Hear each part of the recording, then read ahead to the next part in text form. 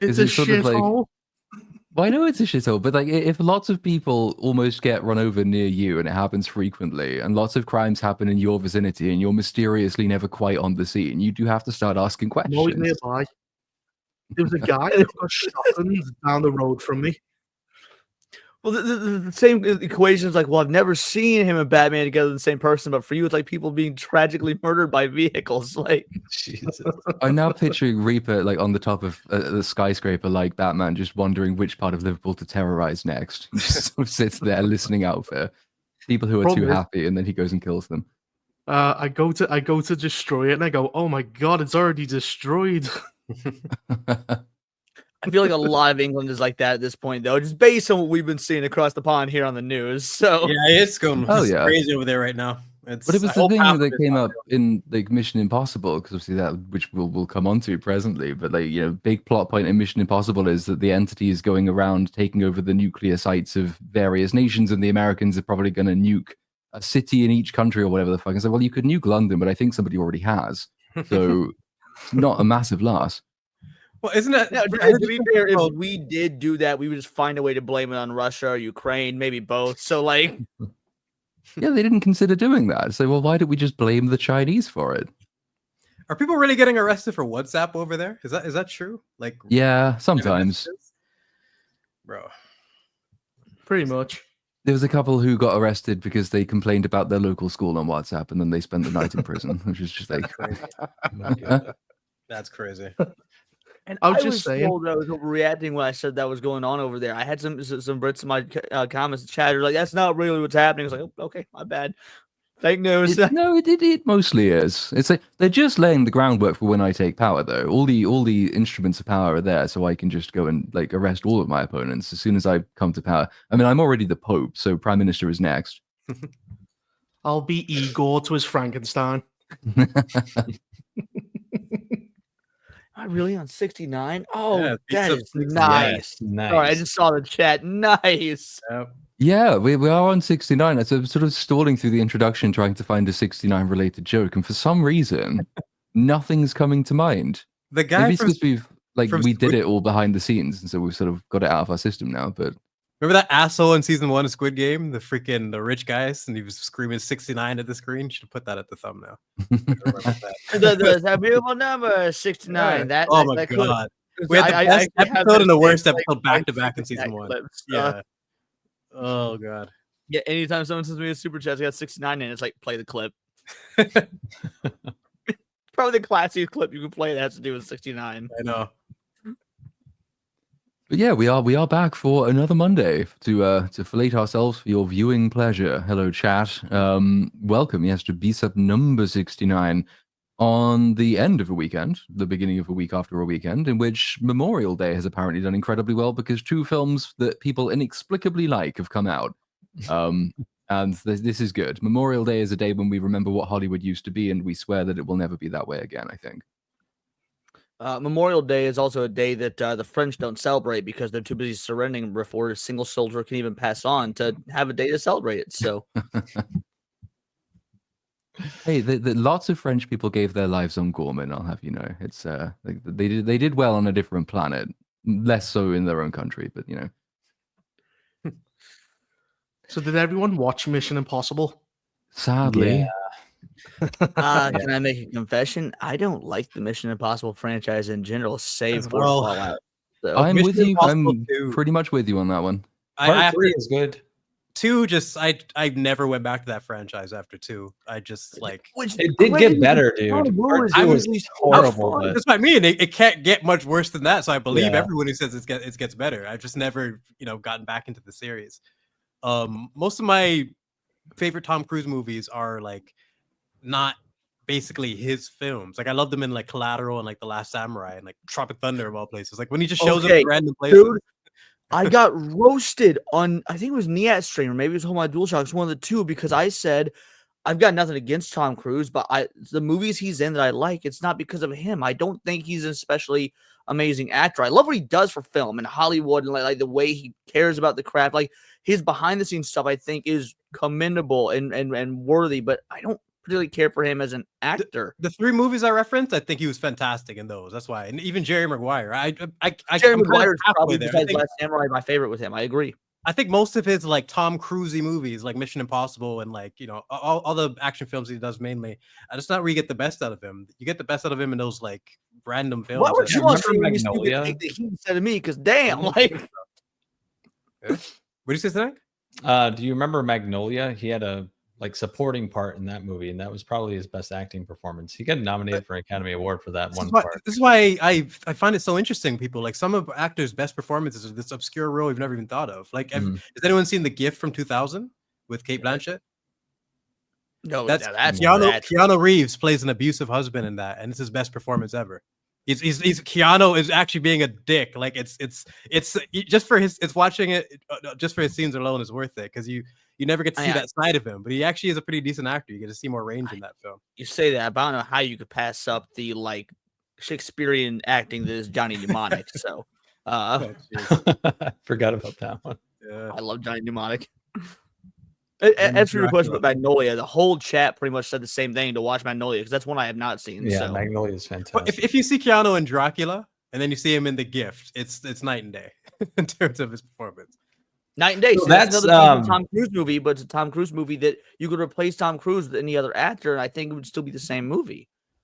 And that's how good Mission Impossible 8 is that we're not talking about it at all. No, I don't want to. It was honestly one of the longest experiences in my life. It was so painful to sit through because, like, I understand. Yeah, it's been mentioned. Tom Cruise. It is charming what he does for film and his commitment to the stunts, and like, you know, he clearly takes that really seriously, and I like that he takes it seriously. I just wish he put even half of that care and attention into getting people on board who can write a decent film. Yeah, Because, like, with the exception of Fallout, which now seems like an accident, most of these have not been particularly good. One, the first half of one is interesting, kind of, until the Bible is a literal Deus Ex Machina for the second time, and then it proceeds into nonsense helicopter chases. 2 obviously is fucking cringe and awful. 3 is good. surprisingly relevant to this film, so I wish I'd paid more attention to it. And then 4, okay, 5, yeah, Fallout is really good. But then Dead Reckoning came out and just sets us on this road to absolute, complete, tedious nonsense with incomprehensible stakes, getting rid of the only decent characters who were kind of left, or at least one of them in particular, introducing us to a bunch more who, like, there's no point in them being in the film. The guy who looks vaguely like Chris Gore in this movie, who turns out to be the son of the evil guy in 1, which Jim goes Phelps. fucking nowhere. It's just a line. It's like, my dad was my real name. My name now is Griggs, but it used to be Phelps because my dad was whatever, Michael Phelps. I don't remember what the guy's name was. Michael, But Jim Phelps, that's the one. And The then swimmer. it's like, and you're like, well, okay, so Wasn't so Jim what? Phelps from the And Westboro the answer Baptist to the so what question is fuck it. It doesn't mean anything. It's just thrown in for no reason. And just getting past all of the exposition scenes in this film, which I stopped paying attention, which I very rarely do to a film, but this one was just, I couldn't physically make myself care. but the stunts platoon, the stunts. Didn't you see him jump off the thing? Like But they all were- 2 of them, 2 of the stunts. There were 2 stunts in the film, and one of them was just Fallout again, but with biplanes instead of helicopters. I've seen it before. Yeah, they were Yeah. few and far between, and they were not really that memorable. None of them were. You can't rely on that anymore, and especially in this age where, like, I remember someone, I can't remember who mentioned it, but like some of his stunts, you can't even really. It's not much to appreciate. Like you've seen it so many times over and over again, and some of them you can't even tell that it's real.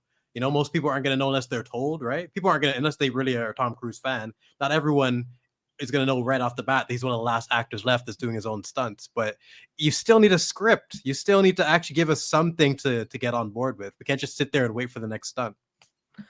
Well, and I guess that begs the question: is do you think that Tom Cruise knows this going in, or is he kind of sort of blinded by the hubris that is everybody saying? I mean, for the longest time now, that's why we love him. That's why we love his movies. This, that, and the other. Do you think he even cares about his script, especially for these Mission Impossible like movies, or is he blind to it? I don't know. It's hard to say because, like, when you see him on the behind the scenes stuff, he obviously does care about the mechanics of the stunts. Like, he wants those to be really good. There's no evidence that he does particularly care about the script. I think there's evidence that he recognizes when the script isn't very good. I believe it was for Mission Impossible 2. Who was the girl in Mission Impossible 2? Sandy something or other. Anyway, there's a story of them behind the scenes where like they had to rehearse one-on-one together, and Tom Cruise insisted on doing this one-on-one thing because he was so frustrated with the way that those scenes were playing out. And I think, to quote her, quoting him, she was giving the shittiest lines. So he understands when lines are terrible. It's just that he then does nothing at all to improve them. There are lines in this movie which beat anything of the nadir that is Mission Impossible 2. My favorite one is without doubt got to be when they're like, well, the stakes are the entity thing is trying to take control of the nuclear weapons of every single country for no fucking reason because it already has enough. But anyway, it tries to take control of those. So the Americans decide at one point, well, to stop it from taking control of all of the nukes and blowing up the world, we're going to go and blow up the world first. But to make it seem less controversial, we will also blow up one of our own cities because that will make the Russians feel better about the fact we bombed Moscow. What the fuck That's are you real. talking about? Well, it has the same really plot as happens in the Terminator movie. 0, but with an extra nuke. A lot of extra nukes. I mean, it's just all of the nukes. It's just incomprehensible stuff. None of it makes sense. Like, the more you pay attention, the less sense it makes. That's just one aspect of it. Like the whole, why- the entity wants nukes, but then like the means of destroying it are also nonsensical. Like, some people want to control it because if they can control it, they might be able to destroy the world. But then you're not allowed to not control it because if you don't control it, it will, and I quote, destroy cyberspace and it will destroy the world. But except that the world has already been destroyed because we're already on the verge of war and everyone's in martial law and all the rest of that shit, which can't work because the entity has control of all of us. Like, it makes no sense. What's funny is when they trap the entity and it's just a glowing USB stick. Which fucking They go, we need to chase the entity onto this flash drive, but we have 100 milliseconds. So when it goes in, you have 100 milliseconds to grab it and unplug it, unless it detonates all the nukes. And Haley Atwell just goes bang straight away. and that's set up because she's a one thing- pickpocket, and the secret to being a good pickpocket is timing. And so she's Timing. able to do it within 100th of a second or something like that. And even that changes because the first half of the film, the plan is we have the two halves of the key from the previous film, and then we need to go and find the submarine to find the source code.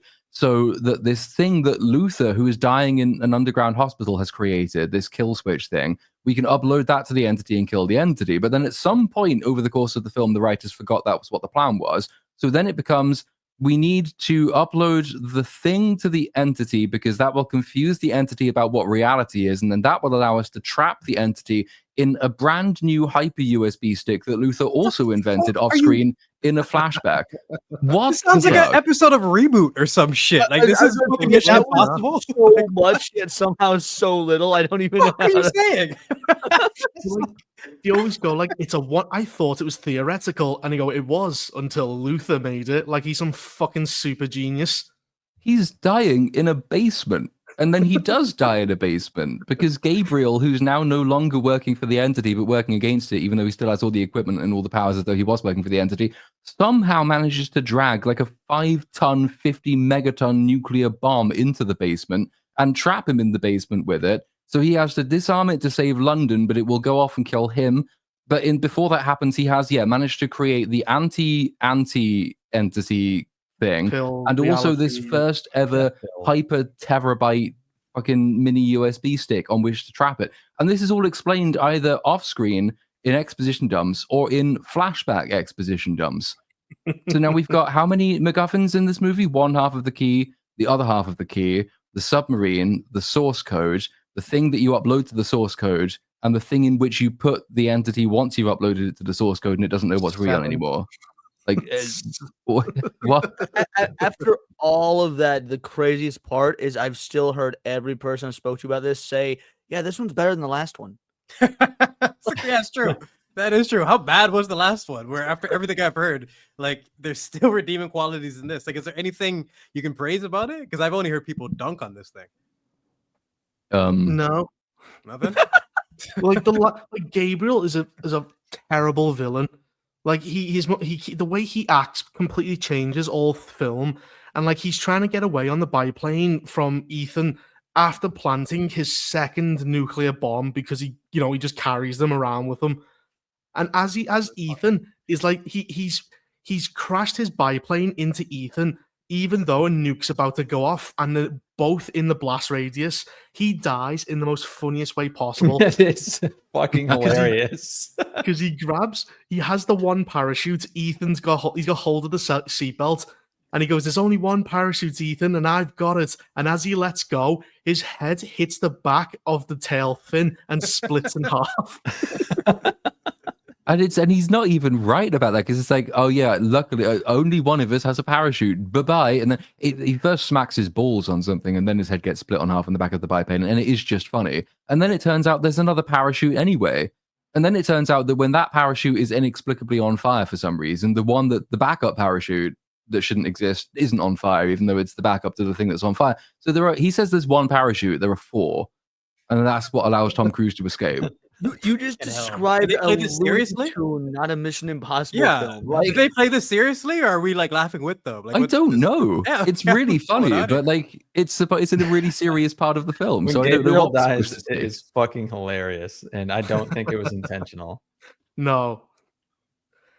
But like everything's so stupid. Like the entity itself, its grand plan is to destroy the world and then enslave what's left. But like you're a computer on the internet. Like you would want the digital age to continue because that's how you navigate throughout the world. That's your means of travel.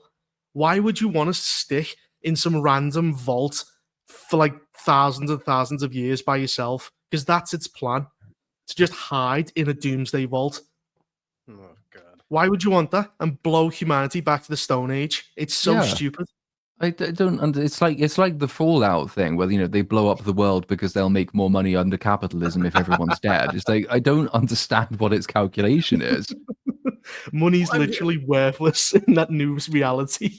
No, between compared this to and, something like, like Ghost in Ultron. the Shell, which has an AI with it's motivations that actually makes sense, because like, oh, this AI wants to be sentient, and that's I can completely understand the motivations of something like Ghost in the Shell, but what you guys are describing here just is ludicrous. But that begs the question, because we're looking at this that says, opens to 190 million globally, like you guys were saying, massive Memorial Day weekend box office. We all talk about how we want to see the theaters and film industry and all that saved compared to what has been what's become of it the last decade or so. But do we want to be saved if this is what the general audiences are going to see? Like, what's the trade-off? Slop. I just the thing is, I don't want it to just be slop content and content for the sake of content. I want people to be educated on storytelling. I want like the hero's journey to be something that writers respect. Like I want the hero's journey to die. This idea that she's perfect from the very beginning. Everyone just needs to find out. Just like there's certain tropes that need to die, and there's certain concepts that need to come back, and respect between the writer and the producers needs to come back. Like just there's so many things that needs to be fixed, but get back to making artwork, not just content, is my overall summary. Well, that's not going to happen. You spent 10 years just gutting the industry. Like, even though woke is being put away a little bit because it's so unpopular, you filled the positions of writers with these people. There's no, and all these streaming services need tons and tons of content, so you can't even fire them because who's going to make the shows? So all you're left with, ironically. Well, hopefully, but who's making the AI?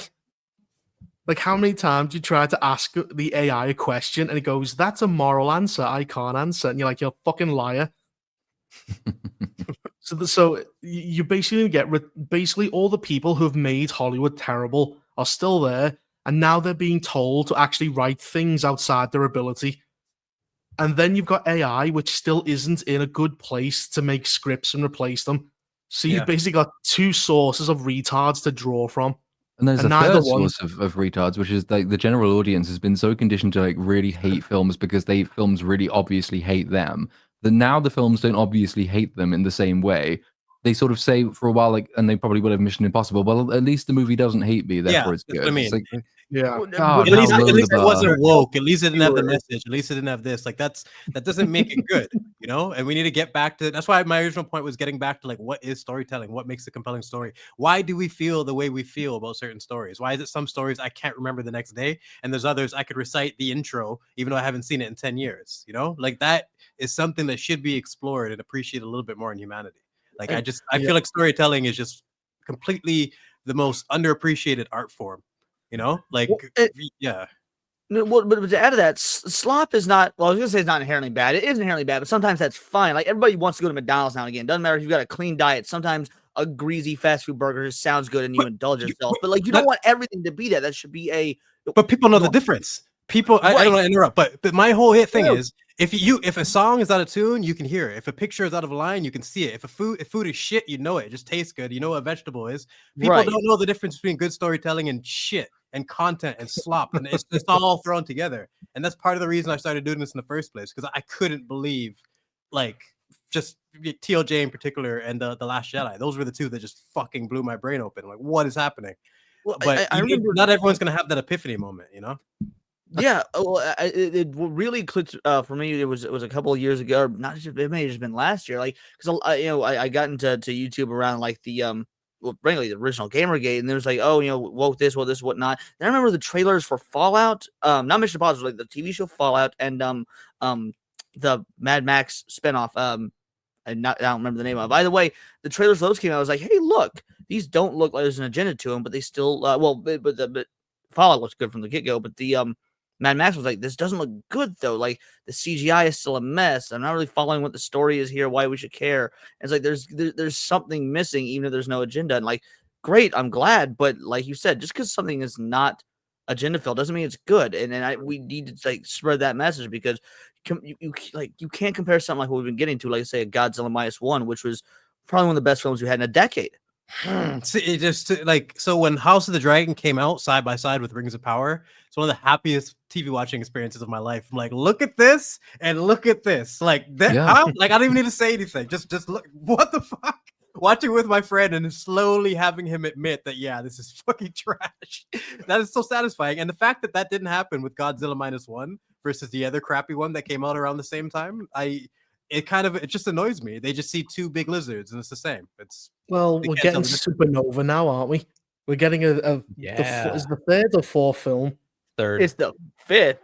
Well, yeah, it's the fifth. And I love the legendary Godzilla MonsterVerse. I know it's not good, mind you, but I'm a massive Godzilla fan, having my whole life. And that's like slop that I want. It's like I'm okay with the occasional big dumb punchy, as long as we also have good Godzilla, because Shin Godzilla is good. Godzilla -1, good. Hear that, Jedi Brooks? Shin Godzilla is good. All right. I'll give it another chance. I go back and forth on whether Goofy Shin monster at the Godzilla might beginning. actually be better than -1. Like Shin Godzilla, far more political, but I like that shit. Godzilla -1, far more social and grounded and intimate.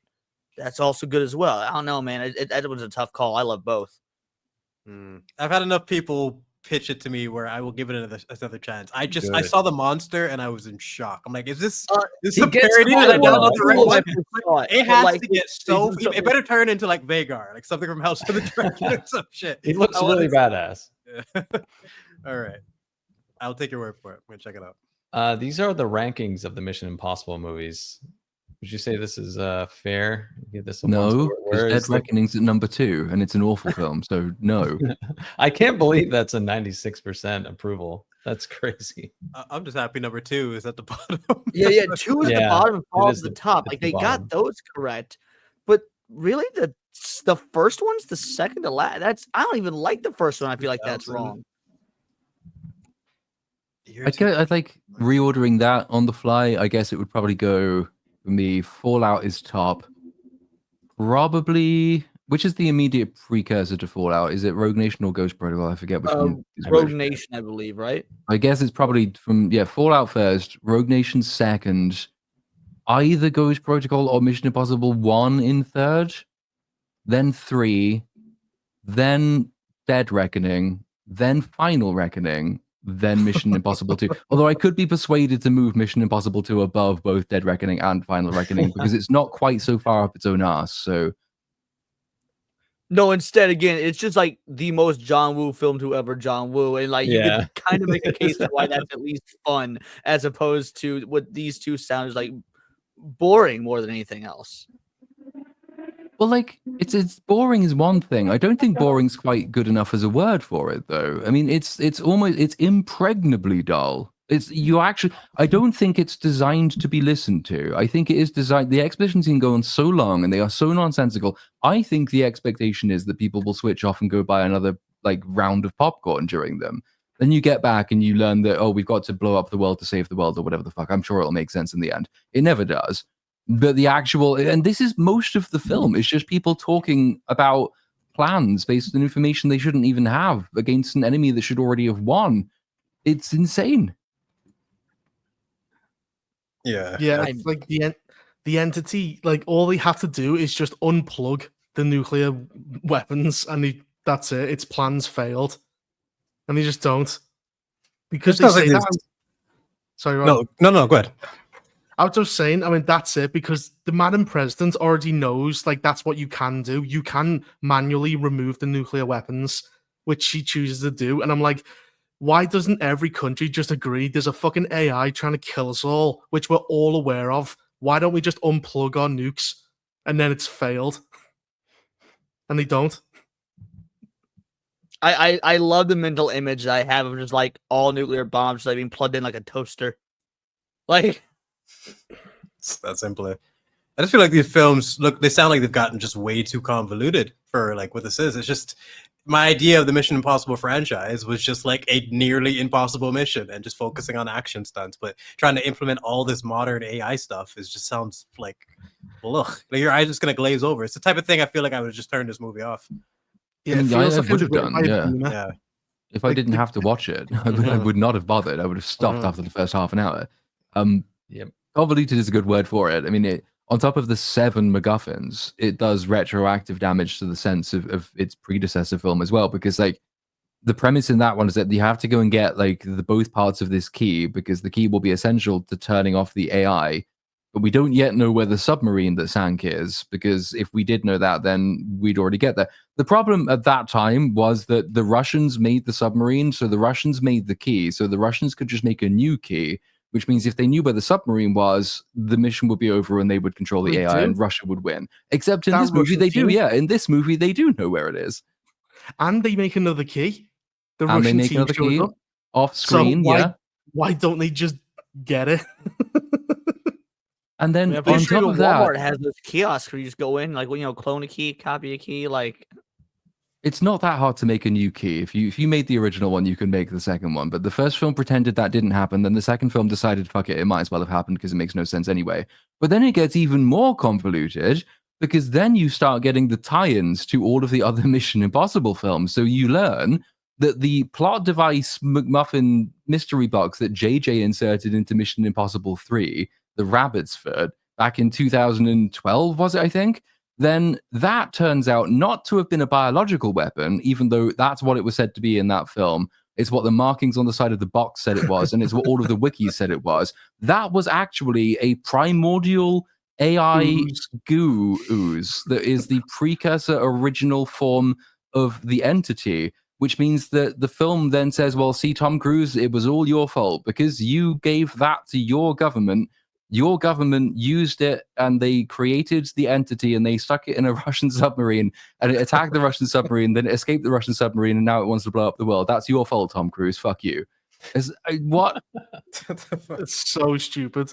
And then like Gabriel, they try and have more tiebacks to Ethan Hunt, and like Gabriel shoots some girl he likes is the reason he joined the IMF, and that never gets expanded on. We see her die about 4 times and we don't even know her name. And then when Gabriel and Ethan are in the same room, they don't even talk about, hey, remember that time you shot my girlfriend and ruined my life? They never even bring it up. It's like, oh, I'm going to stop you, Gabriel. Like he's a complete stranger. You know who he is. He's the reason why you joined the IMF, you dumb bastard. Such a stupid fucking movie. Everything on it is just retarded. How's Benji in this film? Because that's an actor who's I feel has kind of self-imploded upon themselves the last couple of years. Is he doesn't do anything? Whatsoever? Just like every other character, he does nothing. What a shock! But the thing is, though, the black guy with Briggs, he joins. I don't even know his name. I don't even think they say I his don't name in the either. second film. Oh, yeah, it's Black guy with oh. Briggs, I call him. yeah. What's his name? Let's call him that. I can't remember his That's name. good. It's That'll work. Yeah. And then the only character who had any sort, who was supposed to have use, was the Mantis from Guardians of the Galaxy, the blonde woman. Oh, And she does her nothing. own purpose was to find Gabriel. But after she takes him to the party, she becomes completely useless to the rest of the story. No, she's incredibly useful because she prompts with questions in French in order to make the Ugh. exposition seem less monotonous. And everyone speaks French. Rather than someone in English saying, "And what does this mean?" she'll say, Oh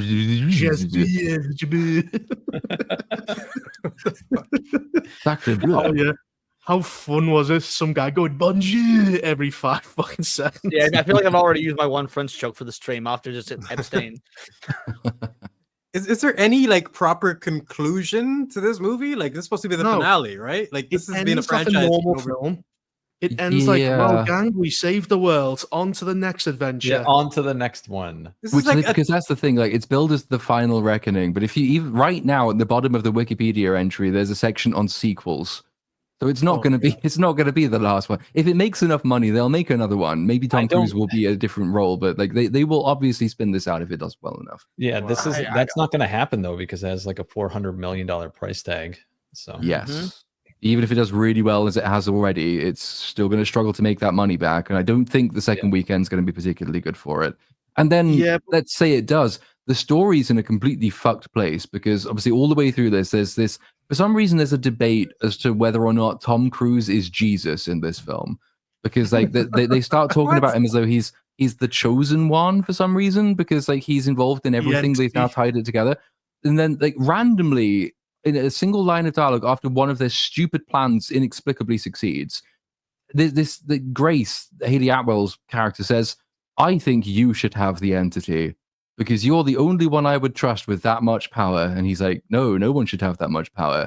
And then at the end of the film, he has the entity in a USB stick. And he walks away with it. He doesn't crush it.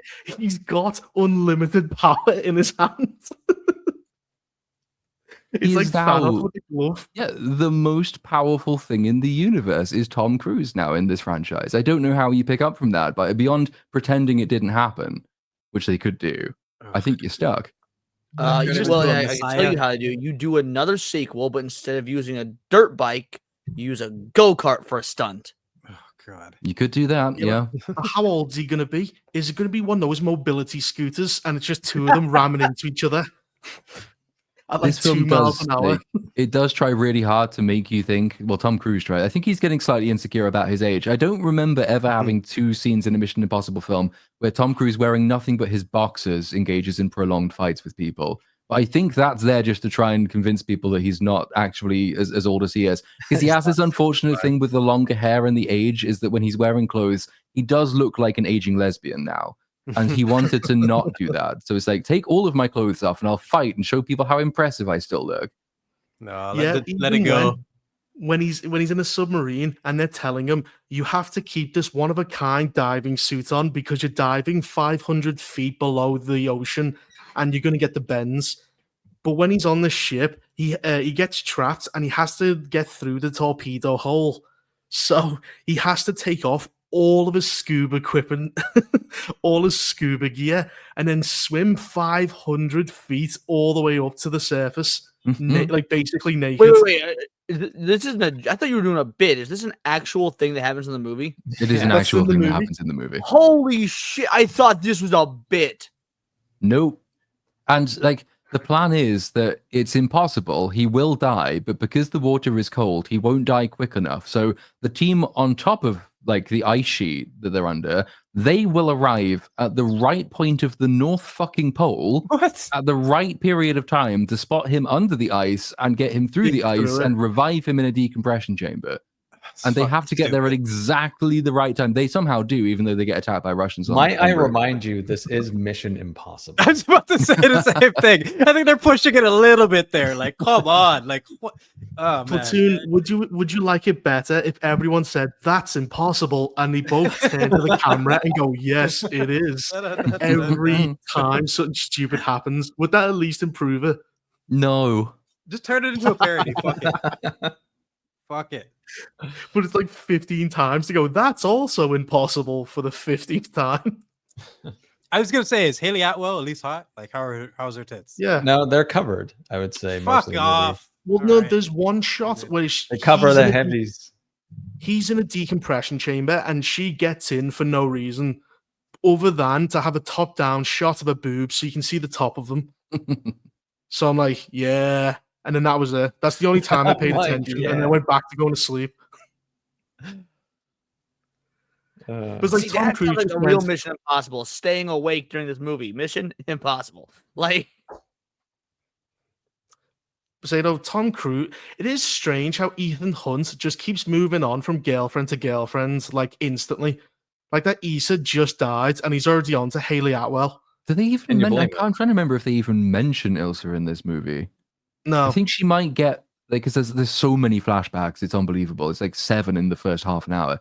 But she might appear maybe in a flashback. I don't think they mention her name at any point, though. She is just gone forever. She's I the think memory actually- hold. in the very beginning, when the entity, you see it and it's trying to do a recap, I think it quickly mentions, oh, some people live, some people die, and you see her. But you see that guy in Mission Impossible 1 who got impaled on the elevator. You see him more in Yeah. flashback. I saw him about 3 times. I was going, he's not even an important character. He dies in like the first 5 minutes of Mission Impossible are you 1. talking about Emilio Estevez's character? Maybe it's the Is one he the who's guy who dies? he's on top of the elevator and the elevator goes up and he gets impaled on a spike. I haven't seen the first one in probably 20 years, but I remember being really pissed off because I like Emilio Estevez as an actor, and like I thought he was gonna be in it, but he was billed like the trailers and whatnot, like had him as a billed person in the credits, and then he dies in like the first 15 minutes. So I was like, what the like? So yeah, It was I a funny- imagine. Yeah, but anyway, if that's who you're bringing up, I just remember like, sorry, you brought up a sore spot of why I didn't like these movies to begin with because they started on a bad note for me. Yeah, the film sucks ass. That's my conclusive statement. No, I'm with you, Leon. I got a sore spot too. Fucking Mission Impossible 2 ruined one of my birthdays. You know, when you have like like it was like my 10th or 11th birthday, and we were supposed to go to laser tag or something crazy like that, and we couldn't because of the weather. Stupid fucking Canada. It's bullshit snow. And we had to go back and find a movie, and we chose Mission Impossible 2. And I specifically remember us abandoning that shit and playing video games instead because it was so crap. So like, yeah, I'll never forgive that movie. That's part of the reason I never went back to the franchise. But yeah, from what you guys are telling me, I made the right choice because fuck all that AI shit. It's Well, to just- give a sense of just how painful this was to get through, I'm probably not even going to do a video, not even a short video on it, because I cannot be bothered to try and make sense of it. It is Just an eye just too much work. Fuck it. No. Yeah. No. I was might, bad. but it'll be about 5 minutes of going, this happened, this happened, this happened, done. I don't That's want kind to of- try and work out what happened though. That's the problem. I don't understand half of what happens in the Don't film. explain it. You're Just go, "This describing happened." you're describing how I felt about Arcane, of just like I don't even, there's just so much damage, just so much, like I can't even leave this to someone else. I'm just gonna forget this ever happened. You know what I mean? Oh, I That- started that to was watch me that. What? It I just saying, I just started to watch that. Everyone was saying how awful it was. I'm only on episode 3, and I'm going, Jesus Christ! I've hit it from the first episode. I was like, Does what it is doesn't this? get any better, bro? What Doesn't get is any better. this, dude?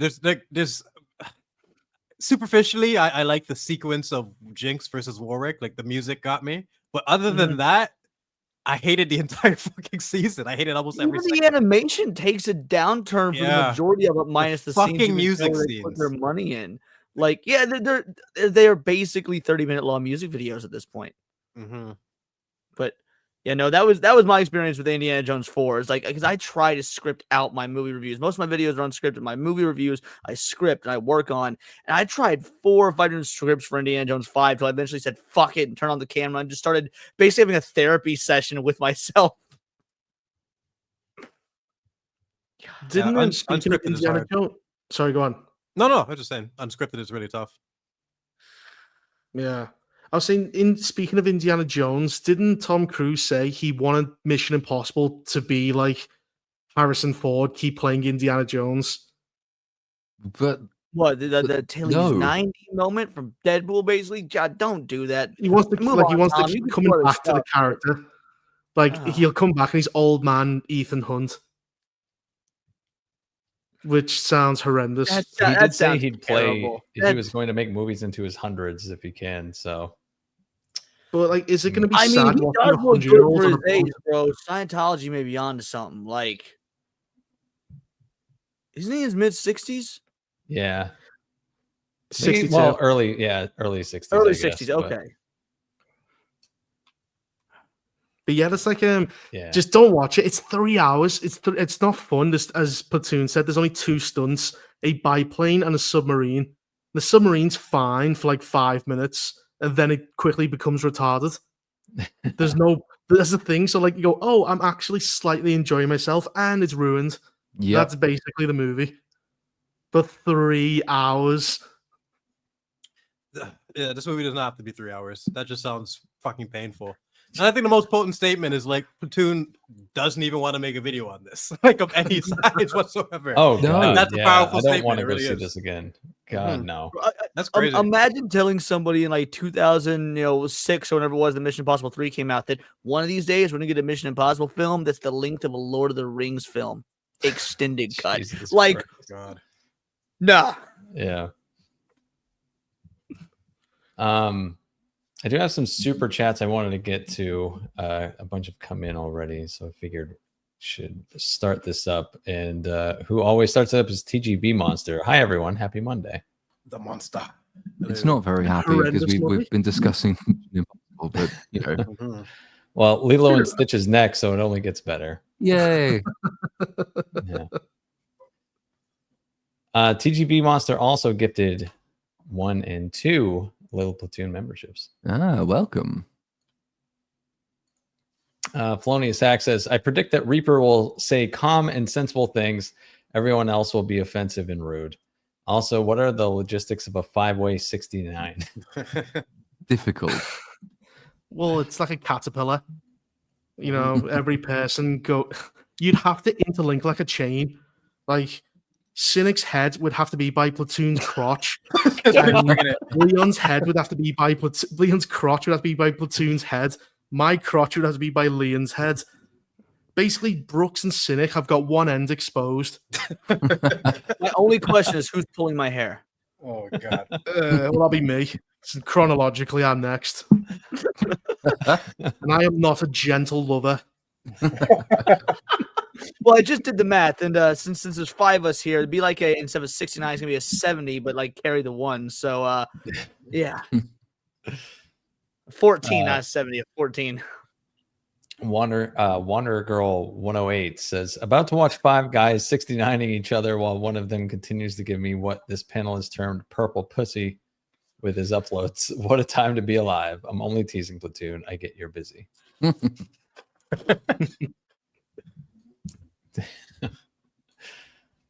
I'm glad the purple pussy Purple stuck around. pussy. Yeah, I was that's watching stuck Dragon Ball around. Z Abyss earlier before this stream, and I was like Uh-huh. rewatching, and Dodoria has that line that's really gross. That's all that reminded me of. So Yeah, you're a sick fuck, Brooks. That's a perfect name. Big T says, Nice. nice. Yep. 69th episode. Nice. The Gist with Jared says, Platoon, as a fellow Gundam fan, what's your favorite series? I'm quite fond of the Gundam Seed series timeline. Keep up the BSUP. Cheers to 69.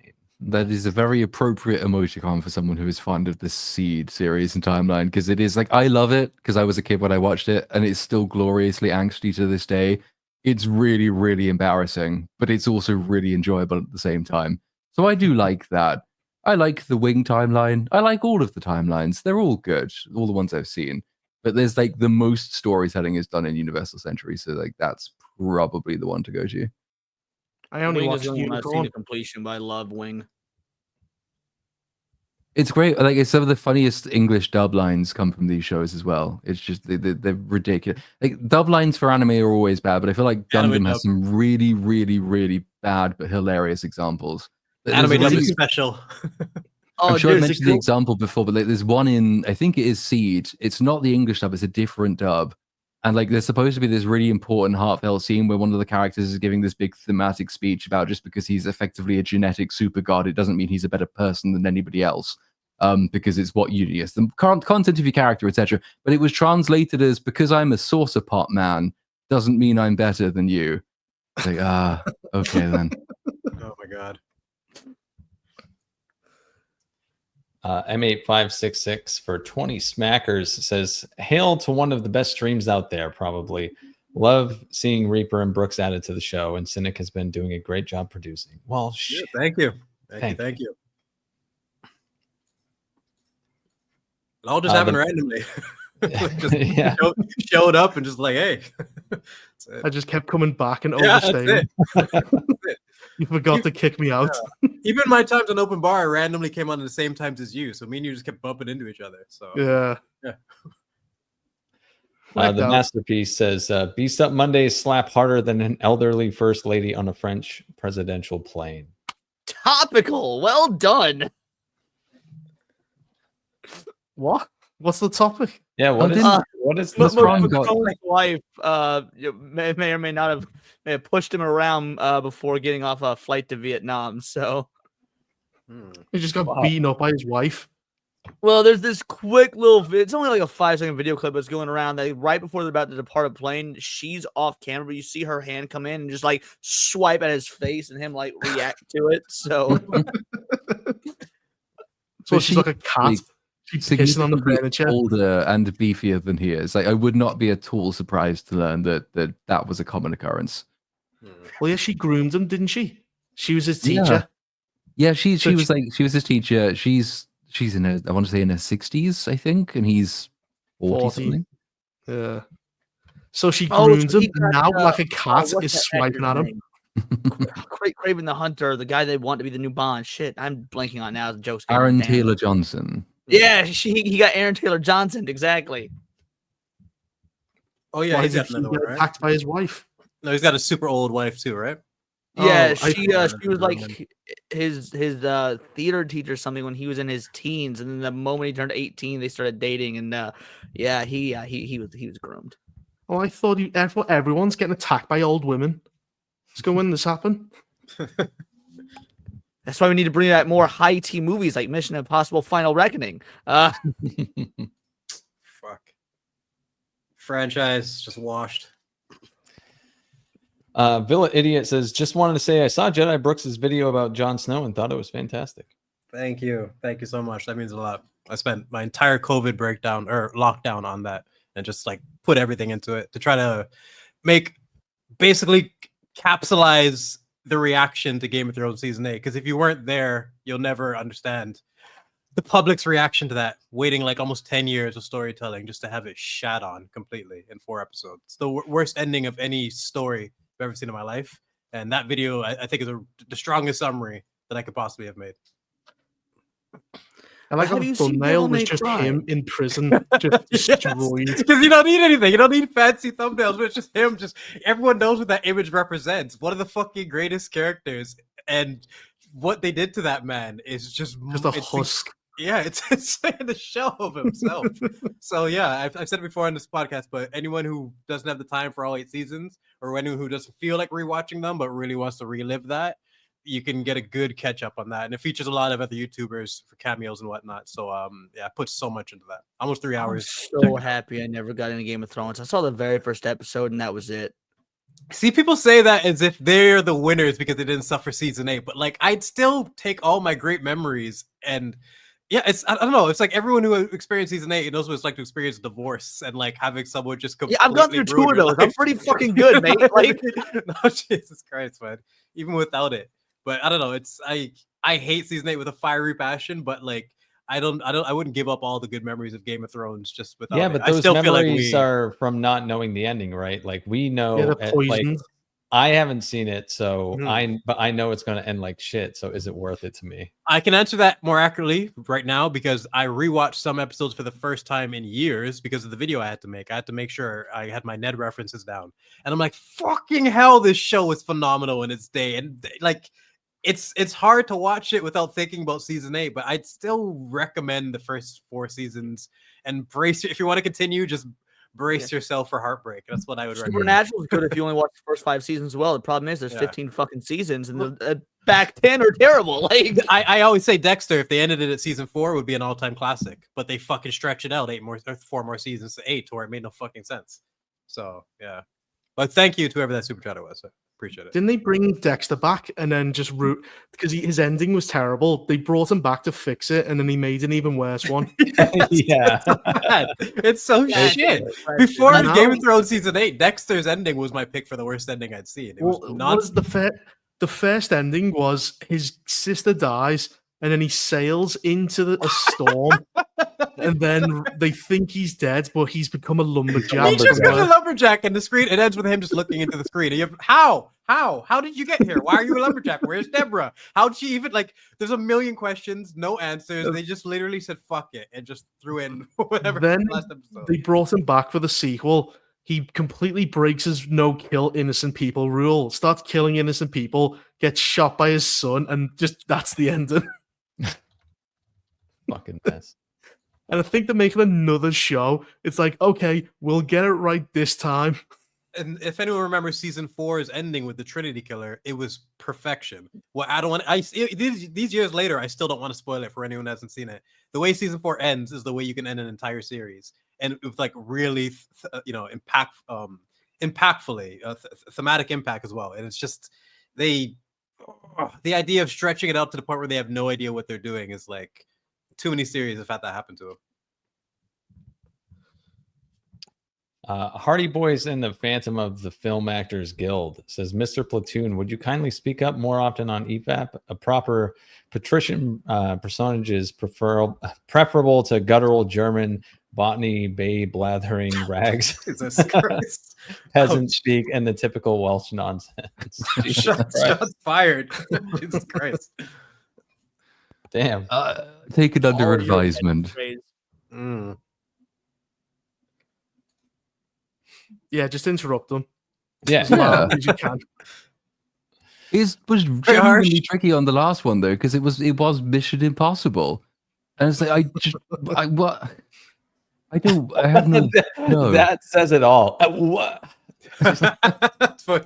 I can see you being quiet for that one because like a lot of the big topics might be covered by someone who's more passionate about it. It's like there's no point. It's already on there, and sometimes it's just best to just sit back, and you don't always have to fucking tag in. Well, he But it was doesn't just have like the the- processing power to deal with the amount of faults in that movie. That's Yeah. the thing. 'Cause I gave up. I don't give up on notes very often, but I did give up on notes because it's like the more I notice, the more the questions multiply exponentially with that film. So the more you pay attention, the more punished you're going to be. So like I basically dropped into a coma at about the 30-minute mark. That reminds me of Loki season 2. Of like, there's one of the few times where we just all admitted like, just fuck it. Like, I don't even have interest in trying to figure out what this means. Like, you've just lost. It's like there's Secret Invasion bad with like character assassination with Nick Fury. That like that's the stuff that pisses me off more. And then there's Loki season 2 where like I don't even know what the fuck is going on. Like I can't Well, even then he get becomes God. you know what I mean? Yeah, He I just can't even get becomes- that upset. It's just a he tree at becomes the the- end. Yeah, The Yggdrasil. it's a tree. Where the fuck did that come from? Yeah. So I know what you mean. It gets to a point where you just tap out and it's like I don't even have the interest in dissecting this. Eze Bay says, legendary Godzilla embodies the Showa films, crazy and over the top. In the 70s, Space Apes made Mecha G and Godzilla gain Magneto powers that he had for one film only to beat him. It's, I want to Godzilla push had back on this Magneto a powers? little bit because the legendary films. I do agree they embody a lot of the Showa era. However, the more recent ones, the ex Kong films and versus Kong films, also incorporate a lot of Heisei, a little bit of Reiwa. Like there was, for whatever it is, this is the first time the Americans have actually really understood the different eras of Godzilla and been able to compile different elements of them into their movies. And I think it is actually respectful to the various different Godzilla eras, and that's probably why I like them, despite the bad human work, bad character writing, things like that. Which, to be fair, also exists in the Japanese ones. So, but yeah, no. Beyond that, I agree. Show us stuff, FT dubs. You're gonna have to explain the Magneto powers to me. Is that a real thing? Yeah, yes, it is. It's Yeah. it's face, yeah, these like green face. Did he have the helmet? Yeah, no, they got like so almost IG-88. If you're familiar with Star Wars, like IG-88 like helmets on their like green faces. Assuming I'm talking about the correct movie, I believe it's the first Godzilla, the Mechagodzilla appearance, Mechagodzilla versus Godzilla, and yeah, they literally come from space. They create Mechagodzilla. Like to brainwash him to fight other monsters. It's crazy. It's wild. The Showa eras are just literally SNL sketches, long drawn out Godzilla movies. It's a good way of describing it. Yeah. They're super silly. They've just been going nuts with this creature for decades then, eh? Yeah, well, the Showa era is the very first era. So like you had the first Godzilla film, which is a true blue horror film, one of the greatest movies ever made. And then from the second movie on through like 74, 79, like somewhere in there, they just are bonkers. Just absolutely bonkers. And then they come in with the 80s and they try and get like more serious, but still they're goofy monster movies. I love them. They're great. It's the 98 one was just, it's one of those movies American, that'll make you realize you've grown up, because everyone likes that movie when they're a kid, and then you realize it's fucking trash. I realized I was retarded. Like, yeah, one of the few 90s movies, or not few, it's one of the main 90s movies that just does not hold up whatsoever. It's like, holy shit, I remember this being CGI even sucks. We're like, why did you put characters that represented us in the movie and not have Godzilla kill us? You could have done. They were like, oh my god, they're right. It's just, I don't know. I've waited a long time for -1, and I'll forever hate the 2014 one for advertising it as Walter White versus Godzilla, and then we get him to die in like the first 20 minutes, and his lame ass son takes over this fucking lame ass protagonist man with insane plot armor and a white tee that stays clean the entire fucking movie. Like, it drove me nuts. The Godzilla elements of that film, I think, are well done, but again, all the human shit sucks. Yeah. I love Gareth. I believe it was Gareth Edwards that did it. Like, he did it, filming from the ground up to really show the size and scale. Like, there's so many good things about the movie, but it's so fucking boring. I wanted Walt versus Godzilla. That's what they advertised, and I can't. You got it. He just lost instantly. Instant got owned. I loved his scenes. Bryan Cranston is a brilliant actor, but like I don't like the bait and switch, and I don't like. I never liked the humans in a Godzilla movie until -1 like changed the game for me. But what would Walt do? Would Walt just crush some crystal meth and throw it in his face?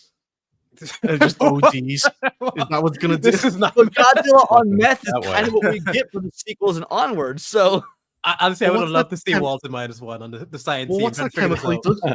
Walt in -1. Fulminated mercury.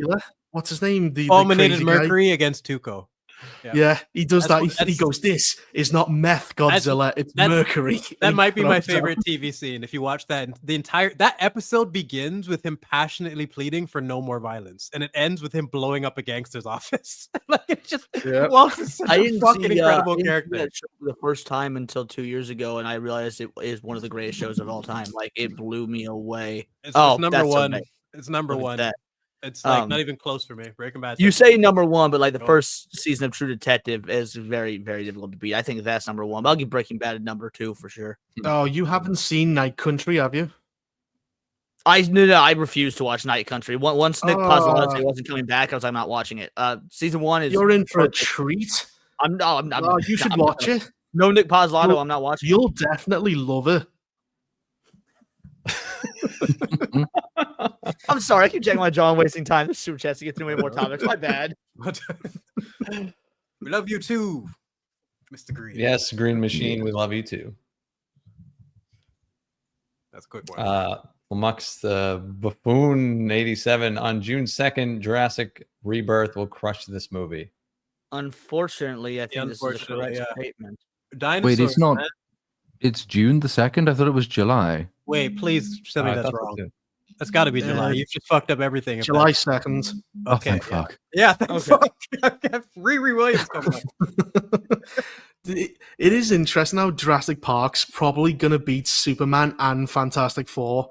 I know somehow they keep making money. They're probably because they keep appealing to the monsterverse. You don't need a story when you have dinosaurs. Dominion is one of Evidently the They don't worst even have movies. dinosaurs. They have these weird ass mutants that were never fucking dinosaurs. And clones and fucking retcons and bullshit. Like Dominion is one of the worst movies that isn't talked about enough as being one of the worst movies. That one I at fucking least get why it made can't money. believe It was not good at all, but like people wanted to see the original cast coming back. It's like whatever. It's stupid to have nostalgia bait, but I at least understand why it made money, even if it made money for bad reasons. There's only one good Jurassic Park film, Thank you. Yes. and then There's- 3 is so bad it's good. There's a I'll let couple you have it so watchable bad. ones. Alan. Alan, yeah. Alan and the fucking ringtone dinosaur and all the other stupid shit. Yeah. It's so crazy. But like there's watchable ones, there's the one great one, and then there's Dominion. Like I really feel like Jurassic Park 2, 3, and the first 2 worlds, you can watch those and have some fun with dinosaurs. Dominion needs to be just fucking put off in its own zone and just completely disrespected. It's a terrible, terrible film. And I the fact that they had to reset this long after that, even though they make money, shows you that they know that it's not sustainable forever if you keep making Dominion. So I feel like this movie is going to be not a return to Dominion form, might be but the better reason than my last second year. divorce, because the first movie I refused to go with my ex-wife to see. I'm not even joking. Like she's a huge Jurassic Park fan. She wanted to go see it. I was like, I'm not gonna do it. She went with her best friend and my aunt. Like Honestly, roasting that movie together might have saved your marriage, dude. I'm not even kidding. I'm not even kidding. That fucking movie is an the abomination. movie. She goes, I know it was bad, but it was nice seeing everybody back together again. It's like, No, what do you mean? Who? Alan Grant, the fucking old man that they did the Boba Fett treatment for? They treated Kenobi and Boba Fett arguably better than they did Alan Grant and Dominion. So yeah, I just want to see that movie shit out a little bit more in public. So not too many people skipped it, I feel. Oh yeah. Oh, yeah. This piece of shit. Oh This god. fucker. Yeah. Who else saw this? I did a double feature this weekend of Mission Impossible and Lilo and Stitch, so it was a fucking nightmare of a day. But congratulations on not taking your cyanide tablet afterwards. yeah, thank Your you. willpower is impressive. I didn't take my life that day. Yeah. Yeah. But yeah, anyone else see this? I forget. I've had it on I'm in the going either tonight background. or tomorrow. Well, both of these movies, Mission Impossible 8 and this, got like reasonable cinema scores. So they are doing well with audiences, which is really surprising because both these movies suck. This one in particular, they have completely stripped the original like meaning of the entire film was family, and they've completely stripped the story of that. And what you're left with is like so much modern messaging that it's almost sickening. Like even my girlfriend was pointing it out, and she doesn't really give a fuck about culture war stuff or anything. We had watched the first one the night before and then really enjoyed it. I had never even seen it before, and then we went and saw this. Really? and- You've never seen the original? No, I it, think it, it's one of well, it Disney's really best holds up. I movies. can tell you because it was funny as hell. Yeah. Hmm. I think it's one of their best, like not even joking. I think the first Lilo and Stitch is probably top, if not top 5, easily top 10 animated films of all time.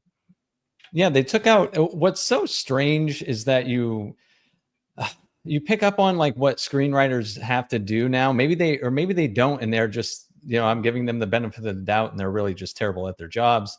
But they change dialogue so that nothing can be inferred, and it's everyone just says exactly what they need to say to get the point across, like how they're feeling or what the theme of the movie is, and they just fucking say it.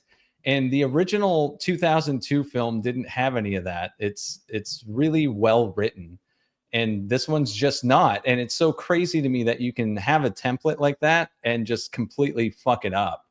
And the ending too is fucking absolutely atrocious.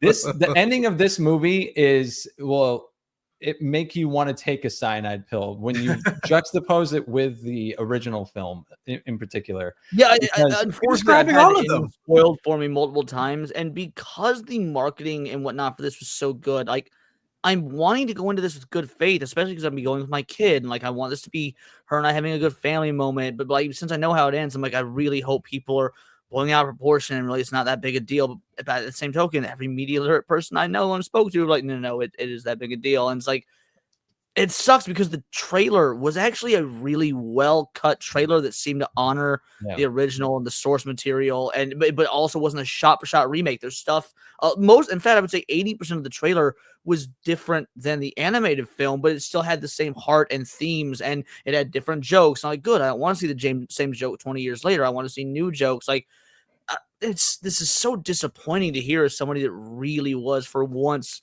This is probably the only live action Disney film I've ever looked forward to.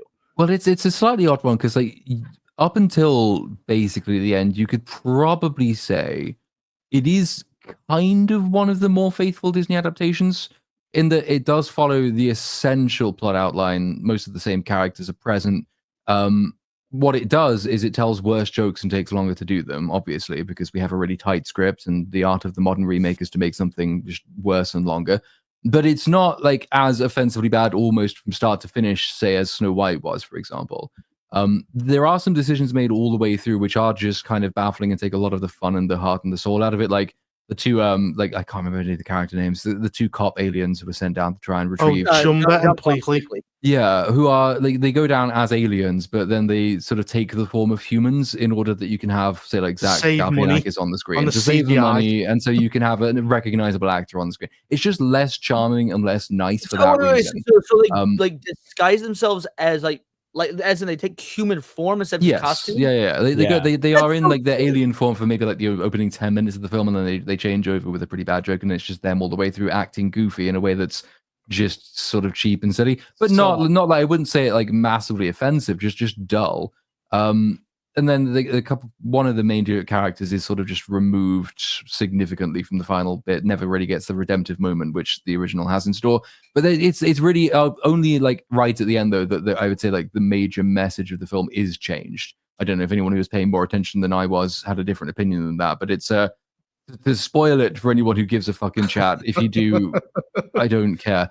So, like, right at the end of the film, obviously, the first one is about, the family always sticks together no matter what, through thick and thin. That is the point and purpose of it. And, like, what might seem like a really difficult thing or a sacrifice you have to make, kind of the ascension to motherhood or at least parental responsibility is that you put that aside because the child is more important and you're more fulfilled for doing that. That is sort of a good old traditional Disney message. This one, you get all the way through to the end of the film, and then it's like, well, I know we live in Hawaii, but in California, they do a really good marine biology course. And the older sister really wants to go and study, but then she said, well, I can't because I can't leave Lilo. And then Lilo says, no, I think you should go. And then the neighbors say, yeah, you should go because actually, though Ohana used to mean family, now it means taking care of yourself above others. And so you fuck off to study marine biology. We will take care of the children. And so that's how it ends. So like the message, and I've heard people say, because there are like a couple of get outs are, okay, well, the neighbors are nice. No. How do you know? She has exactly. How do you know? It's a child trafficking ring is what it is. You should be more responsible. But also she gets like an alien portal gun, so she can come back and visit, which makes it slightly less bad, but I don't think that much less bad because the qualitative message has been swapped. But the idea of the original is there are ambitions you might have, but they actually do pale in comparison to the fulfillment you get being a mother or being a responsible parent. That's the nice message. You're not losing anything by sticking there. Sorry? Can I add something to that about the original? Yeah, go ahead.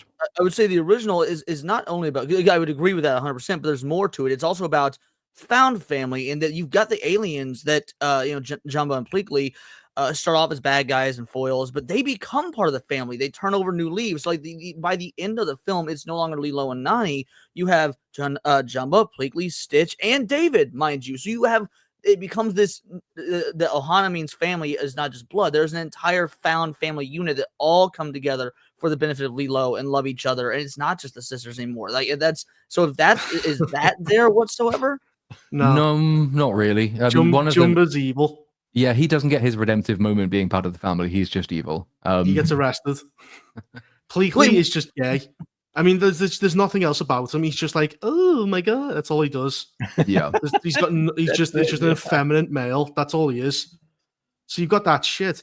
You've got Nani abandoning Lilo, which is the whole point of the movie. They remove tons of character work from Stitch because Stitch is far less evil in this. He's more just a little bastard.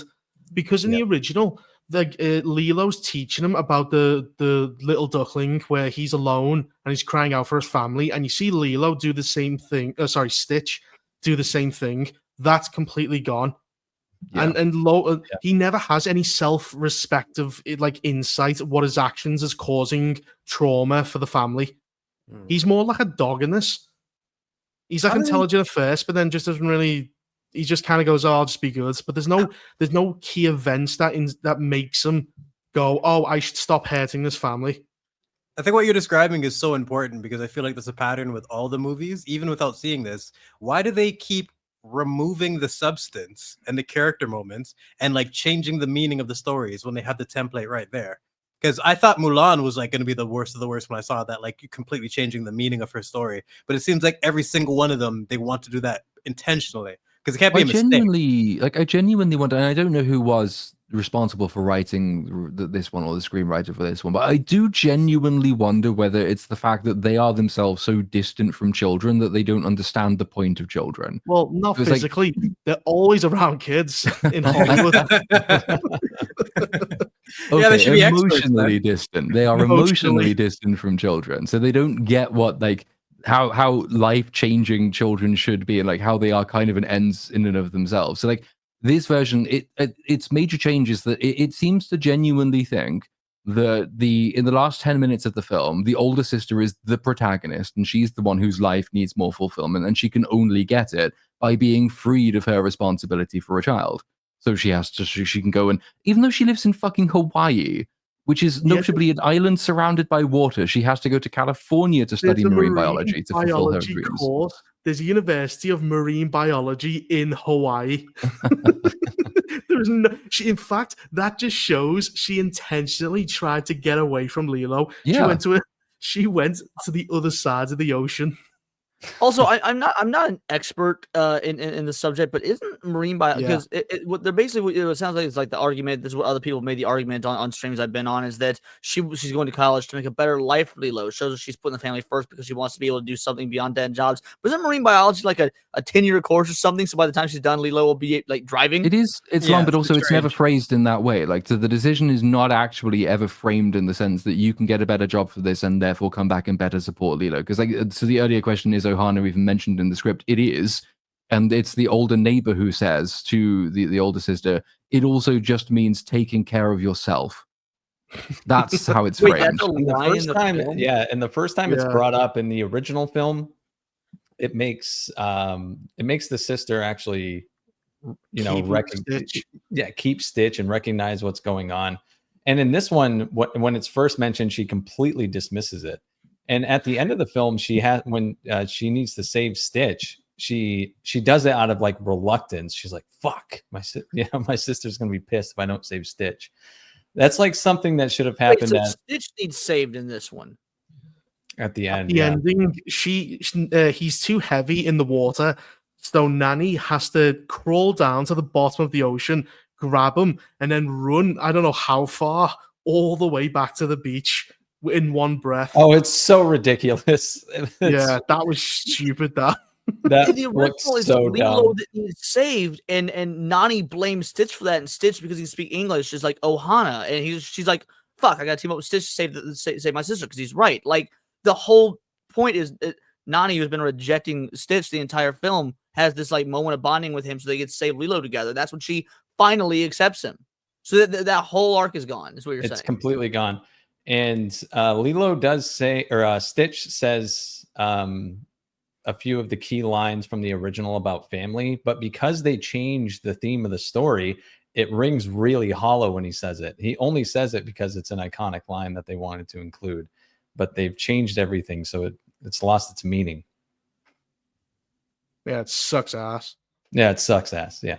That's why I was asking, why does it seem like it'd be easier if they just copied the template they have? It really would. It's like they don't understand why they're successful or even why they are effective, and they feel like they have to change No, them, like or insecurity. even worse, if we're going to be cynical, Jedi, it's they do understand, but however, They think that's they not can the do it way we better. live anymore. They want to destroy. Again, I know it's so cynical to look at it like this, but I do believe at this point Disney actively has an agenda against ruining the family unit. I think so too, because David is a useless, pointless character in this movie too. There is Yeah. no love interest at all. Turning the prince in Snow White to a fucking thief and some loser who barely gets any lines and like has like misses when he kisses her, like those type of things, like that, it's a significant factor. Those are choices that they made, and it's amazing to me that it's so consistent with every single one of them, the things that Everything they they do. fundamentally want Yeah. to change, and they think the they can film- improve it, but they never do.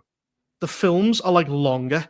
They're somehow like half an hour to 2 hours Yeah. longer. Every And single then time. they have way less character work, way less themes, way less like structure. It's They just go on these incredible.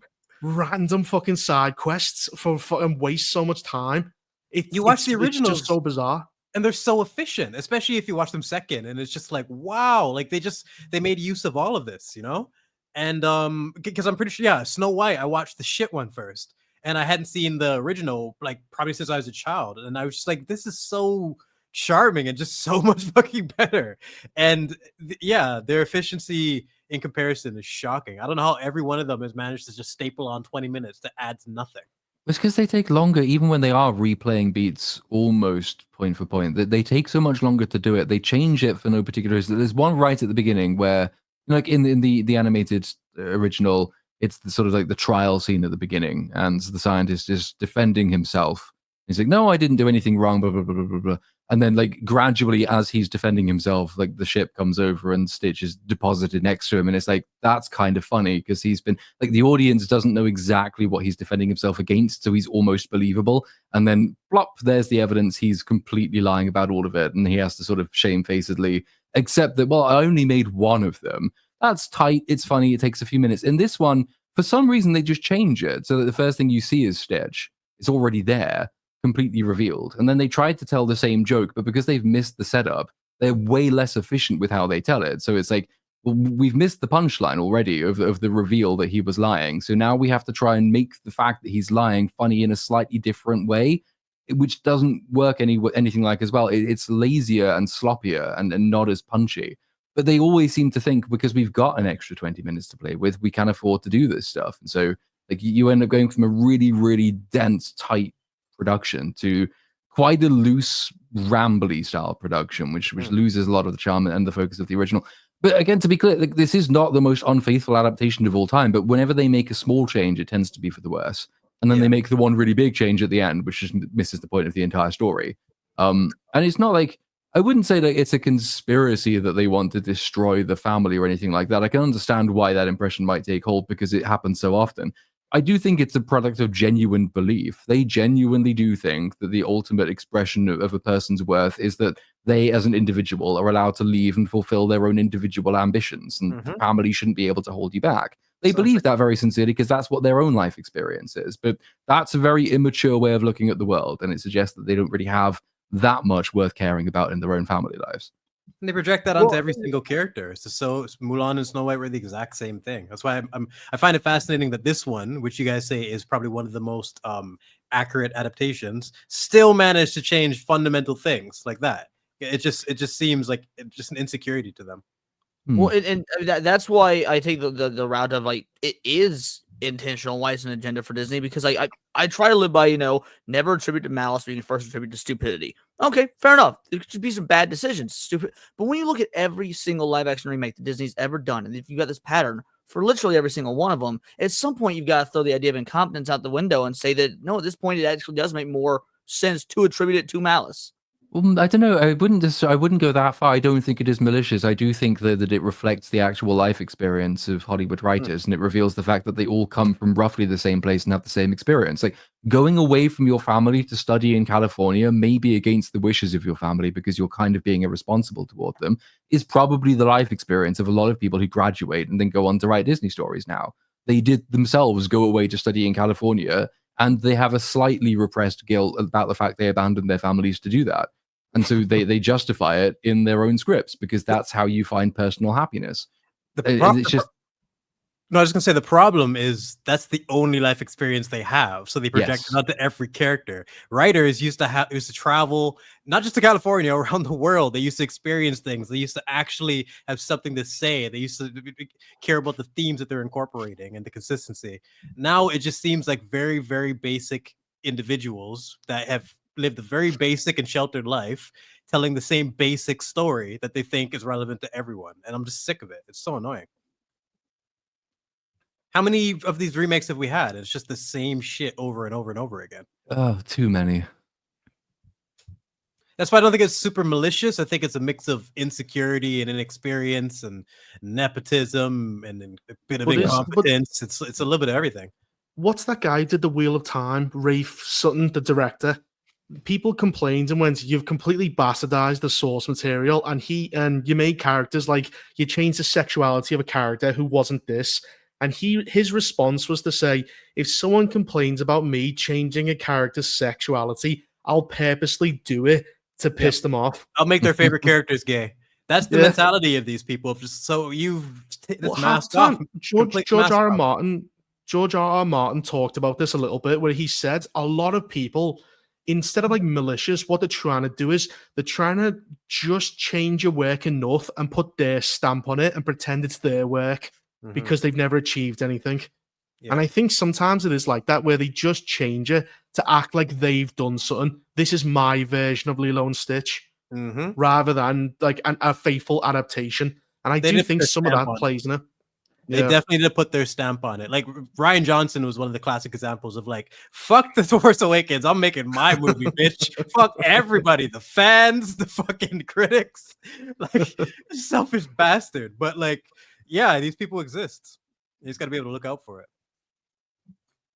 Like James Gunn with Superman. It's part of the reason I like Gary's joke of fucking Superman's James Gunn, because you're hearing more about him than you are Superman, like Clark Kent. It's just, I've heard James Gunn more than I've heard Clark Kent. I could say that 100%.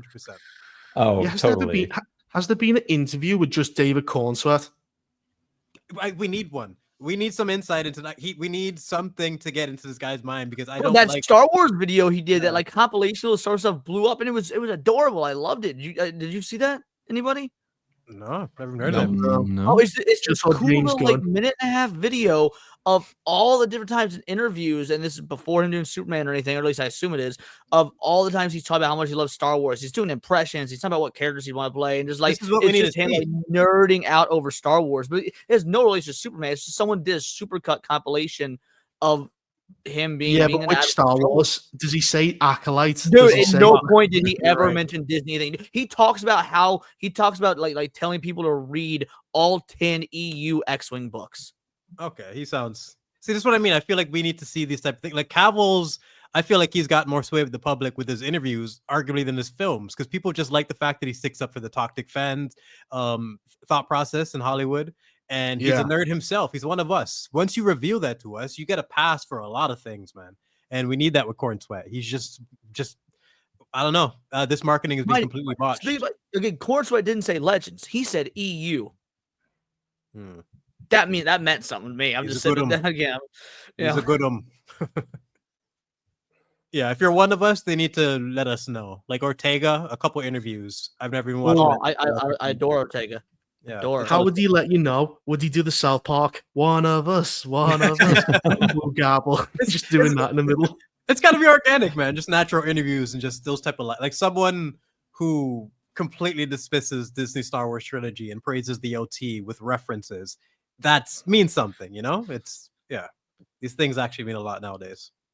Someone who can actually speak their own mind.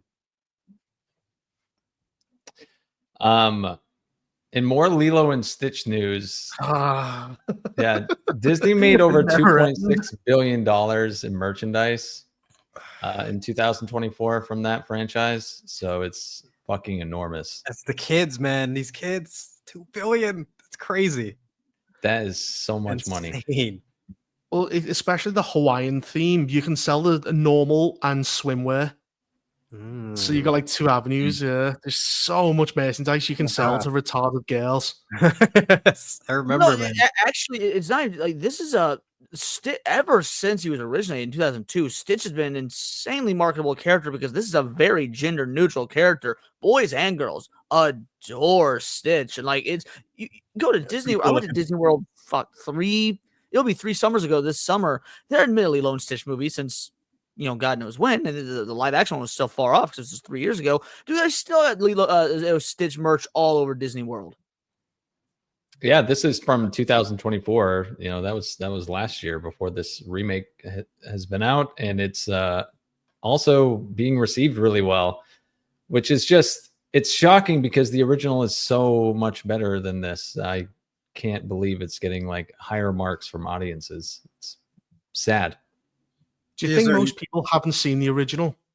That was what I was wondering. I'm like, you wouldn't be giving it this rating if you've seen the original, I would imagine. That should be mandatory. I don't understand how we can take you seriously if you're watching an adaptation, especially a Disney one, and you haven't seen the first one. But Jedi, I've been surprised how many individuals. Niet, I believe, if I recall, said he had never seen it. He and his girlfriend watched the original the night before going and seeing this, and that's been the case for so many people I've spoken to. It was like, I thought everyone grew up with this film. If you're in roughly that same millennial age bracket as I am, like this was one of the last Disney animated films. Like it's this, Atlantis, Treasure Planet, and Princess and the Frog. It was like the last collection of animated films, and so I just thought that the amount of people that have not seen the original has been staggering to me. Yeah, I was one of them. Sorry. I've seen it now, though. It's really good. Yeah. This is the list of remakes versus the originals of their animation to live action. And it's staggering how poorly received the almost all the remakes have been, minus like 2.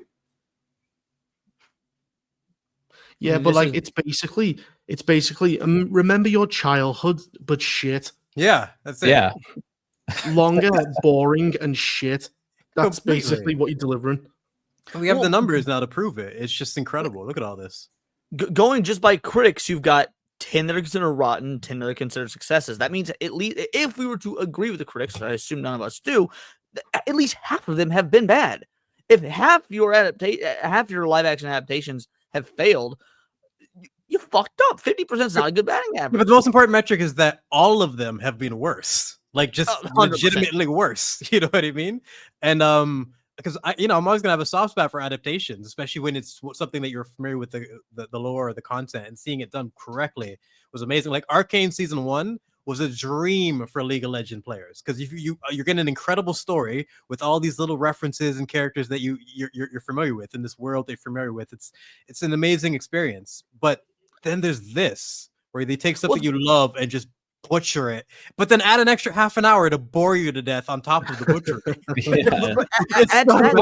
The left column here is almost all also adaptations. Aside from Lilo and Stitch, what of these is original? Jungle Book was a book. Cinderella, a fairy tale. 101 Dalmatians, maybe that one's original. I don't know. Winnie the Pooh, book. Mulan, Ancient Chinese Story. The list goes on. Almost everything on the left-hand side were also adaptations. So we're highlighting the change in how they do adaptations. That's pretty much it. Because like you said, if a lot of them are adaptations and still fantastic stories, what the fuck happened to the right side? Like, how do you make Mulan a superhero in the first 2 minutes of her fucking film, you apes? Like, it is funny.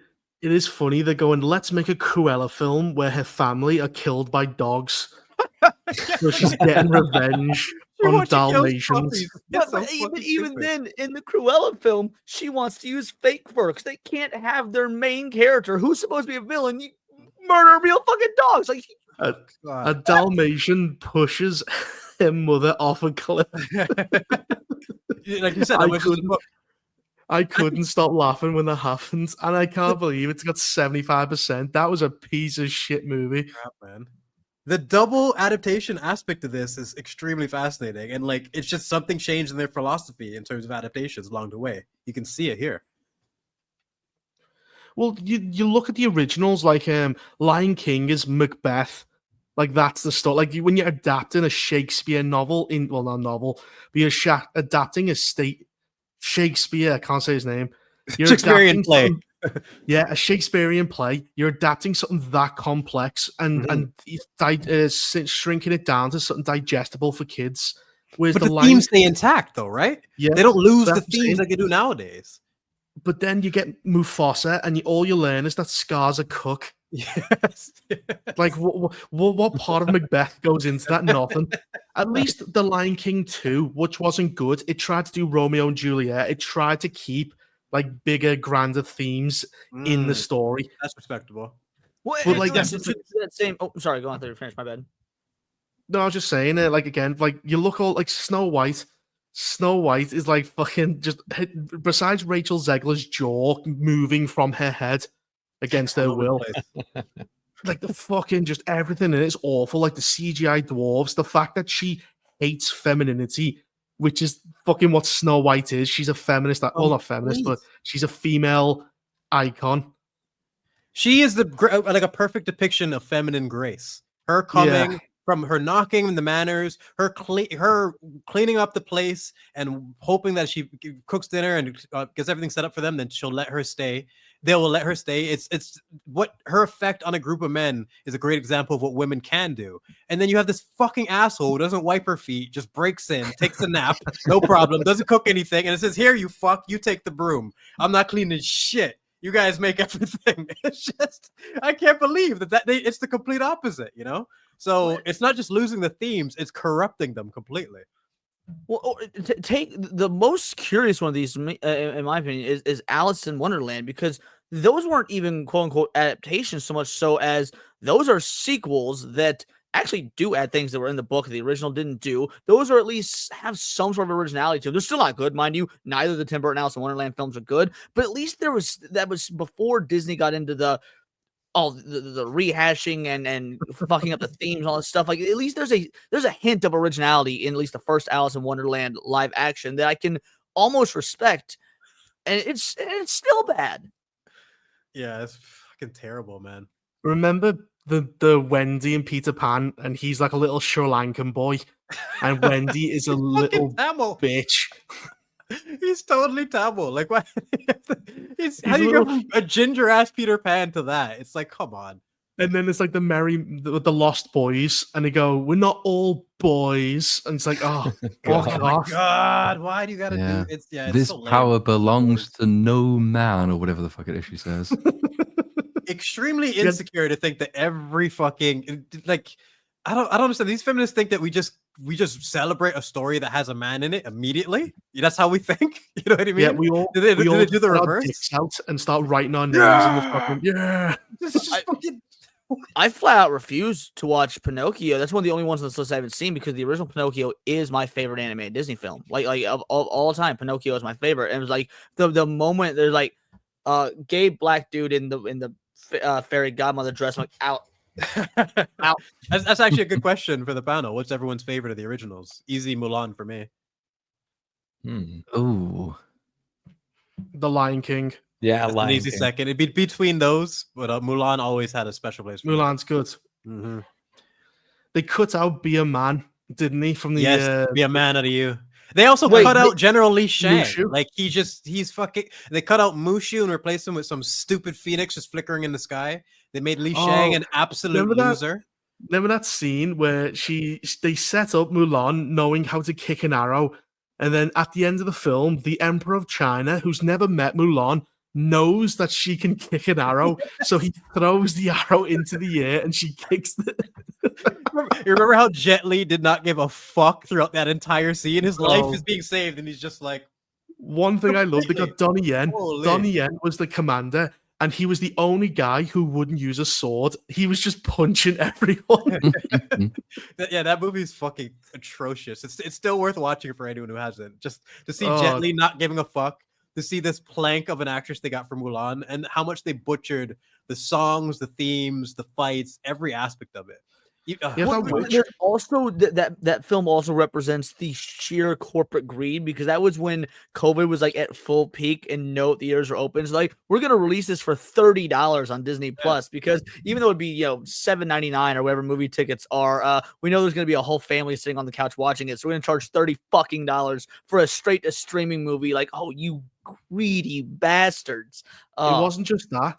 They also tried to make all their films for China, because Yeah. China was like 40% of the box office revenue. Mhm. So They're even in still Iron Man doing 2, that. Simping. it's just not. Well, China has like closed the door a little bit, so it's nowhere near as bad as it was. Because Like Ruben. Oh, sorry. Go sorry, ahead. go on. No, No, I I was finished. just gonna say, Ruben in the chat called it like the first 30 seconds destroys Mulan. It's one of the quickest films where like you will go from pressing play to absolutely hating it within seconds. It's crazy. And they also threw a witch in that made no sense. I thought you were gonna mention that too. Like, where did she come from? She was so stupid. She was meant to represent female oppression, but Yes. she has all the powers you could All possibly of them. want. How And are I'm you thinking, oppressed when you're a fucking sorcerer, Yeah. you idiot? She goes to them, but she still needs male representation. She still needs male approval. So she goes to the warlords. You must make me a warlord, even though I could just kill you and shapeshift and fucking conjure dragons. Oh my She god. still needs a. But that's interesting. Even though women have all the power, they still needed a man to back them. They still so need a man to fucked. recognize He's them. not even he's not exaggerating at all for anyone who thinks it. This is spot on, Didn't right? they Everything also he's change saying. the villain in Mulan? From who was in the animated? Yeah, he's No, shit. he's He's just fucking a trash. yeah, he's just shit. They cockify every aspect of the film. They add a witch out of nowhere. They ruin the fucking themes. They ruin everything. It's an abomination completely. And her ending, and just even just the clip of that witch's death is one of the funniest things I've ever fucking seen. In Yeah. my life. She So just yeah, turns watch, into a bird and gets yeah. arrowed. Where Snow White, I never want to see ever again. I don't want to see a clip of it. I'd recommend Mulan as a rewatch for people. It's It's funny. not quite Madam Web, but it's pretty funny. I didn't even see the first Mulan, or the original Mulan, until probably 2019 or something. It was one of those Disney movies I'd completely missed. So I guess I should probably shut the fuck up about people not having seen Lilo and Stitch. Now that I say that, You haven't seen Mulan? What the hell? yeah, I didn't see Mulan, Beauty and the Beast, or Cinderella until I was already an adult. Hmm. Or Aladdin, actually. I didn't see Aladdin until I was an adult either. I missed all those growing up. I always thought his name was Aladdin because he's in the Middle East. Fucking Genie carries that movie. Like, tell me something interesting about Aladdin other than he was broke. Like, and his comeback The story. animation Genie during the music hard was carries that movie. for Disney, but like that was the thing that I noticed most when watching it the first time was, holy shit, the way this is animated with such gravitas and the way it's overwhelming to all the songs and stuff. Even like the Street Rat song at the beginning before Genie's even a thing is like really just amazingly well done. But it was actually Robin Williams' performance that actually inspired the next bunch of Disney movies. Like He's they so got good. James Wood for Hades, they got Eddie Murphy for Mushu. They actually Really? went, yeah. He was. I can't remember what I was watching this behind the scenes, and they were saying that is this incredibly charismatic side character that Robin Williams created was a template for the movies going forward. Hades was brilliant. Mushu, brilliant. By the way, that's the one of the Yeah. next live action adaptations is Hercules. It's already been announced. They're gonna fuck it up. They're gonna fuck it up. Like, so let's keep it. We need to keep like a bingo card. They add like an extra 20 minutes of shit. It's boring as hell. They ruin the themes. And there's something that's dramatically fucked up at the beginning or the end. Meg will not fall in love with Hercules by the end. Meg and Hercules, they're not gonna get together. They won't even kiss. And if they do, he'll fucking miss like the Snow White prince. In her eye. Nah, kiss her in the eye. The movie ends. They're gonna cast a twink to play Hercules. He's not gonna get jacked. Or they'll go super realistic, and as he tries to kiss her, he pulls her arms off. He goes, "Oh, sorry." Bro, I saw some people everywhere. on X clamoring for Bruce Campbell to play Hades, since obviously James Wood will never come back because Disney and then like conservatives. too But based. don't do that. Don't do that to Campbell. Please don't do that to Campbell, man. I know it's a fan casting, but don't do it. He doesn't deserve that. Who knows? Despite our thoughts on these movies, including Final Destination Bloodlines, which was just absurd bullshit, but it was fun. This weekend is the best Memorial Day weekend ever at the domestic box office. Movies have earned an overall $322 million through the 4-day weekend. That is crazy. Even with inflation, it's like the box office is back for one weekend.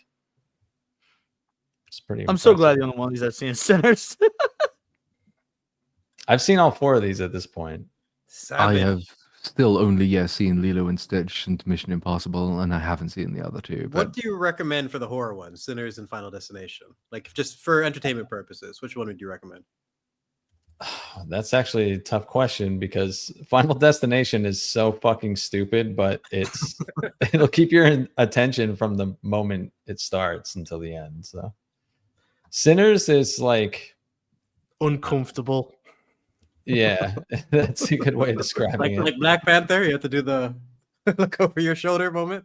Like it takes a while to get going, but it's worthwhile. Oh, see, I disagree. I actually think it kind of, as much as I like it, I think it kind of falls off in the second hour. The first hour of the world building is, I mean, we've got like my ex-wife's from Louisiana, spent a lot of time in the South. I love that, and that's like my favorite era of. If you're gonna do fiction, either do like Great Depression era or like Roaring '20s era, or you do like cyberpunk, super futuristic. Those are my two go-to. So when they're putting together the Juke Avengers, that movie is just. You didn't even need the vampires. I loved that shit. The Juke Avengers. Okay, I gotta check this one out. Oh, have you not seen it, Jedi? No, just for the race baiting conversation, we had a big conversation on the racial aspect to it. We talked about that more than the vampires, so I'm curious now. So. Like that's why I need to see it just so I can comment on it. I'm super curious. Yeah, it's brilliantly done. Like it's one of those where it could only be done this way, and there's no. I mean, I was gonna say there's no racial element. There's very obviously a racial element, but it's one that is necessary as opposed to what we've got now in Hollywood the last 10 years, however long it's been. I loved Sinners. I give it a solid 7 out of 10. Well, they justify it within their setting, right? Mm-hmm. But is the setting there specifically so they can do that? That's what setting right. That's that's something that's plausible deniability right there. You just have to look at his history of work and then judge. Right, yeah. Exactly. To be fair, this is the only Ryan Coogler film I've ever seen that I have liked. So, but all this other shit that I've seen has been like MCU or like adaptations, things like that. So it's is Final Destination another one of those like Mission Impossible that's supposed to be the last one in this franchise, unless it does really well, in which case there'll be more? No, it's like a reboot after 10 years. Like there hasn't been one in ages. So it's basically trying to get the franchise going. Well, it's doing well. Isn't it like the highest Really opening well, for one of these movies? So like, there will be find more of those. Fantastic. But like, oh yeah. It is probably notable, and I'm not sure necessarily a good thing that though this Memorial Day is obviously so financially successful, and I imagine it will, as has been mentioned, look good even if you do account for inflation. The fact that 3 of these are basically continuity or legacy brands, one of them is a reboot, and only one of them is anything slightly original, and it's comfortably the least performing of all 3 of them. Oh man, does kind of suggest that like this is very successful in the same way that say Avatar propped up the box office in 2000 and whenever the fuck that came out, 2022, maybe 3, whichever year it was. I think horrible year. it was a tail end of 2022. I think you're right. Yeah, I know it ruined. Remembers. It was 2020 because I remember saying in my video I'm not doing this until 2023, and it turned out I was still doing it in 2023. So like, yeah, but like there'll be 1 or 2 really, really big ones, and in this case, it's a legacy or a franchise film, which is either exploiting a pre-existing audience because it's a remake, or exploiting a pre-existing audience because it's the last of a really long franchise, or it's a reboot of a franchise that's already got a pre-existing audience. Nothing actually new is being massively successful. Sinners is the most successful of like the new things to have come out recently, and that really does, I think, pale when you look at the earnings of all the rest of them. Yeah. Well, I mean, there are films coming out that look like they're going to be amazing and original, but both Weapons and the Phoenician Scheme look incredible, but they're not going to fucking break the box office. Yeah, that's the thing, though. They're going to be at least successful enough. When are we going to get the big movie of the year, like the $1 billion film, to be something that's fully original, not a sequel, not a franchise, not an MCU movie, not a stupid multiverse bullshit, something I've never fucking heard of. That a fantastic idea that made a whole bunch of money. It's just been so long before we get there. What was the last time, would you say Everything Everywhere All at Once was the last time we had even something close to that? And even that movie doesn't really hold up on rewatch. It was more just refreshing at the time because we'd gotten MCU and Star Wars slop and stuff. I think a big part of those movies, that and Parasite, were very praised, is because just thank God, tell me a story I haven't seen before. Give me something with passion, and just I'm tired of seeing the same old shit. Oh, yes, Oppenheimer. I get Oppenheimer, by the way, wasn't really a franchise thing, and that broke the bank and was Well, a huge Sure, awesome. yeah. But that's the problem. You're going to see it because it's a Christopher Nolan movie. Yeah, which there's a even Nolan, then it falls the into the biopic. brand mindset, which is I'm going to Okay, watch it fair because enough. of this specific director, not because it looks good. Yeah, it's a big part of it too. So even then, everything's brand now. So I don't know how like you What was break that? into it because like everything we've watched, Avatar 3 comes out this year and it's gonna blow everything away in Oh, terms of God. money. And it's no one's gonna talk about it a week after it comes out. Nobody, not a single character. Like, name 6 characters from Avatar. Nobody even remembers anything from those movies. It's crazy. I Jake can't even name Sully. 6 actors from Avatar. I can name Sigourney Weaver, and that's it. Like, Sigourney Weaver's in there, and That there's guy Zoe with the Zoe white Sal- hair. Zoe they Saldana plug one of in the their aliens? dreads or something. Like that's They Is rape Zoe animals. Saldana watched one it of the free. aliens, or am I misremembering? He raped them. Jake Sully rapes that animal because it didn't want to. It did not consent. He just jumped on it and stuck his tail in it. oh my god. Yeah, Avatar that needs to be studied. Like the lack of social impact or pop culture impact it has, but the amount of money that it makes. Is there anything comparable that just makes No, all it's the money, pretty but nobody talks about it? There's nothing like Avatar. Yeah. The only thing close is Avengers, but Avengers was everywhere. Hmm. But that's the thing. It's made just as much money as Endgame, and no one talks about it, which is so strange. No cultural impact whatsoever. No one can quote a movie or tell you what the plot was. Yeah. I saw Avatar all at twice. I saw it once in theaters, thought it was amazing back in 2011 or 9 or whatever year it was. Came out on DVD. I immediately bought it, watched it at home, and thought, whoa, this fucking sucked. Yeah. I've never seen it since. I remember watching it in the theaters, being blown away by all the 3D aspects of it, but then slowly being like, I don't ever want to watch that again. Like there was nothing like drawing me back to it ever. To this day, I've never rewatched the first Avatar. I Just just a shit Pocahontas. yeah, pretty much. And then the second one is a shit Pocahontas. Is it again? The third one will be a shit Pocahontas with red Right. people. Yeah, fire and ass. Like that's just gonna be. Wait, is that the pitch for 3? There's gonna be red Avatar people now? Yep. Yeah, They're the the bad fire guys. clans will be the evil ones, and they will probably work with the humans because we're doing Native Americans again. Dances with Wolves 3. Wow. Yeah. Okay. I'm glad I had no idea about this. It would be funny if they went, we want unobtainium, which we forgot for Avatar 2. And the 5 people just go, yeah, okay. And they go, wow, that was easy. I mean, what is And that even was going to it. be the MacGuffin? Because yeah, you're right. Like, unobtainium is in the first one. They don't mention it in the second one. Then it's Brain whale juice. brain Yeah. juice that confers immortality to people. What is this real? Yeah, they mine Yeah. the brains of whales for juice that makes people immortal. Except that Earth is dying, so what's the fucking point? And then they have to bring people over, but then they can't colonize properly because I don't even know. Like they're very effectively shown like destroying an entire village from basically just landing on it, and they never use that again ever in the film. So they just fight on the ground in a hostile environment when they could just be in orbit bombing the shit out of the natives like all good colonizers do.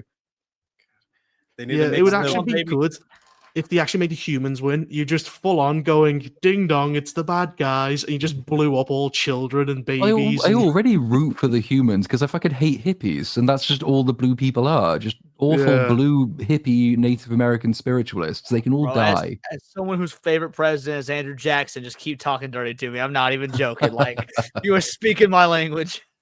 But they tried that with like Devil May Cry. Like they made the demons like refugees, and the Don't ending was bring supposed that was my last Jedi. the ending was supposed to be, oh, Rings of America's power. invading hell. How evil of them. But the problem is they make Americans look so based because they're going, they play American citizen and start blowing up demons, and it's awesome. I'm still stuck on the whale brain juice being the secret Yeah, to that's a everything in real this thing. movie. Yeah. Like, yeah, What's oh gonna my be the- god.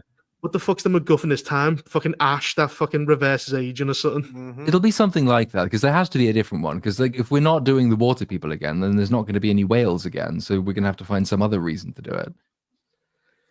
Oh Fucking god, movies, it's just the man. same movie over and over again. Same shit Yeah. over and over again. I It's feel like like I've missed time nothing. is a flat circle. It just keeps happening over again.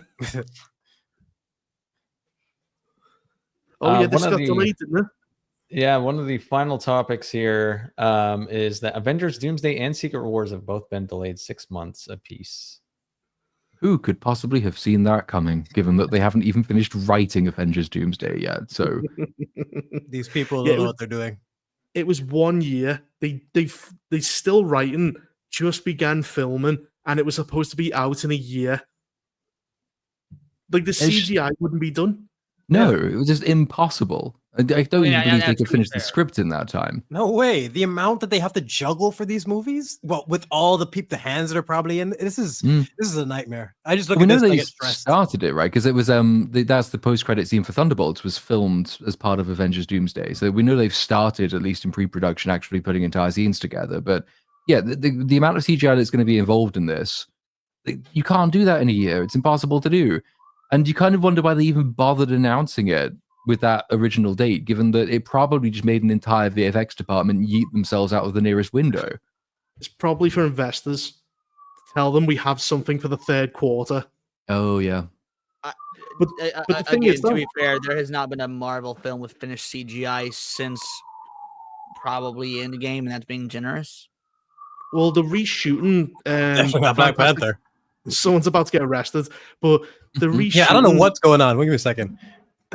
That would be Brooks. We get representation on, and this is what happens. Well done, Cynic.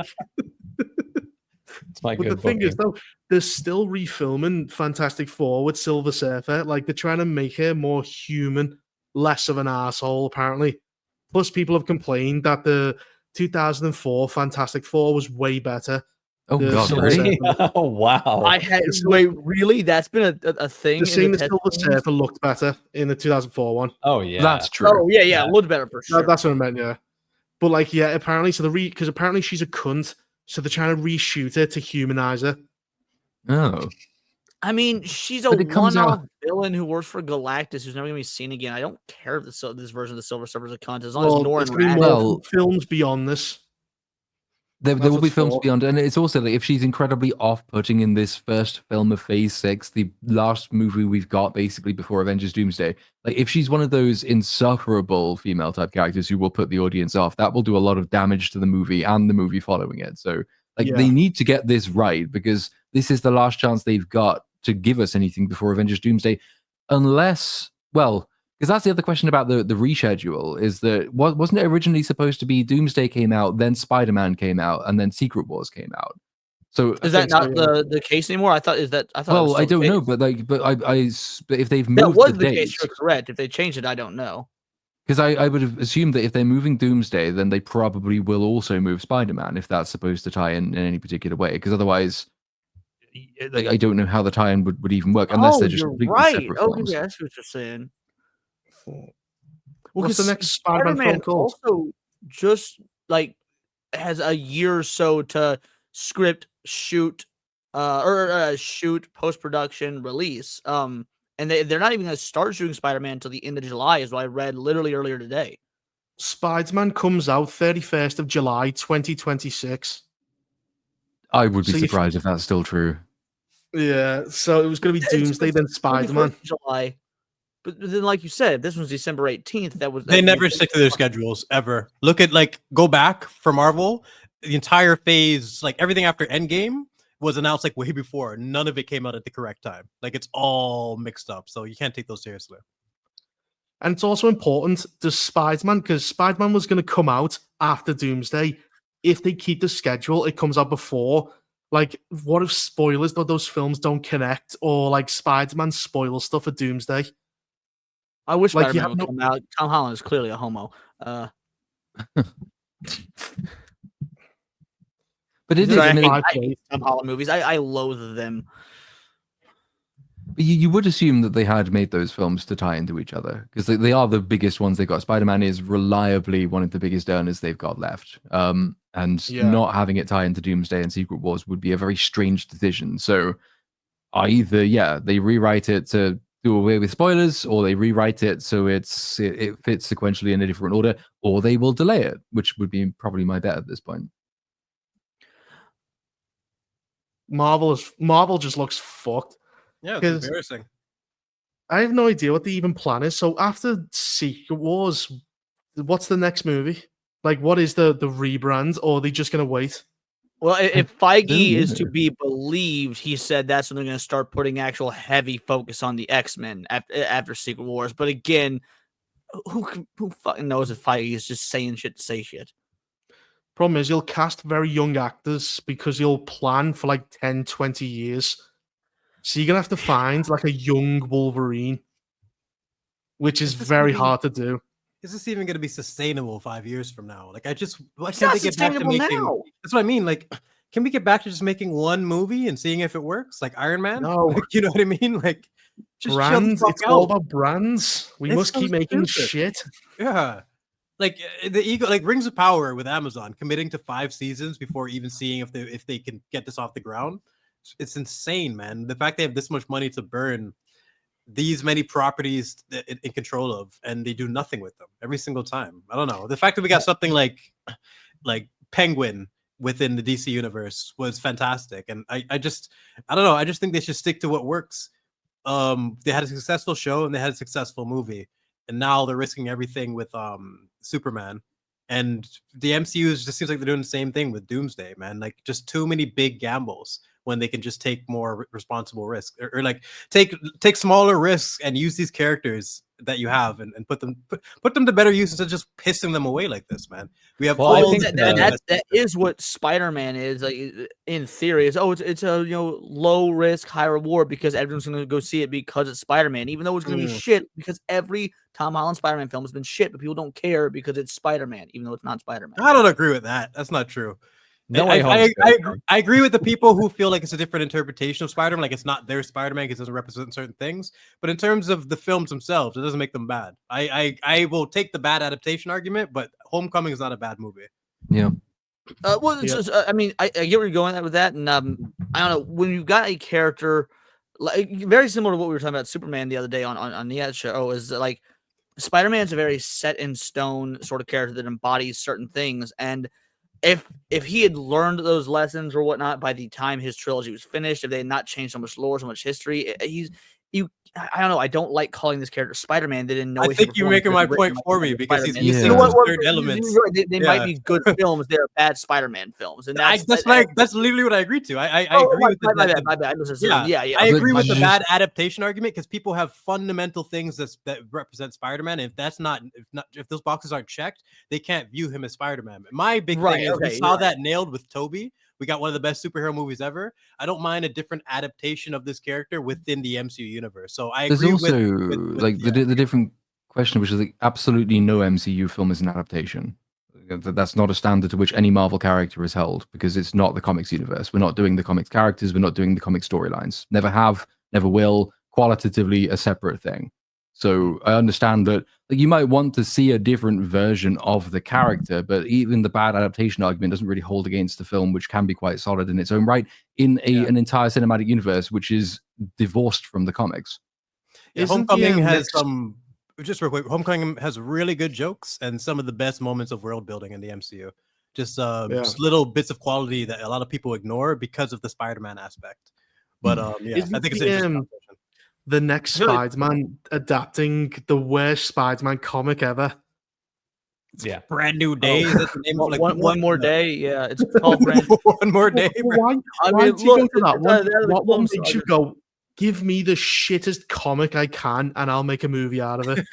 Well, no, what's crazy? I don't even think that's what they're going to be adapting. Or if they are, they're going to also be mixing in the Miles Morales stuff because the Secret Wars comics.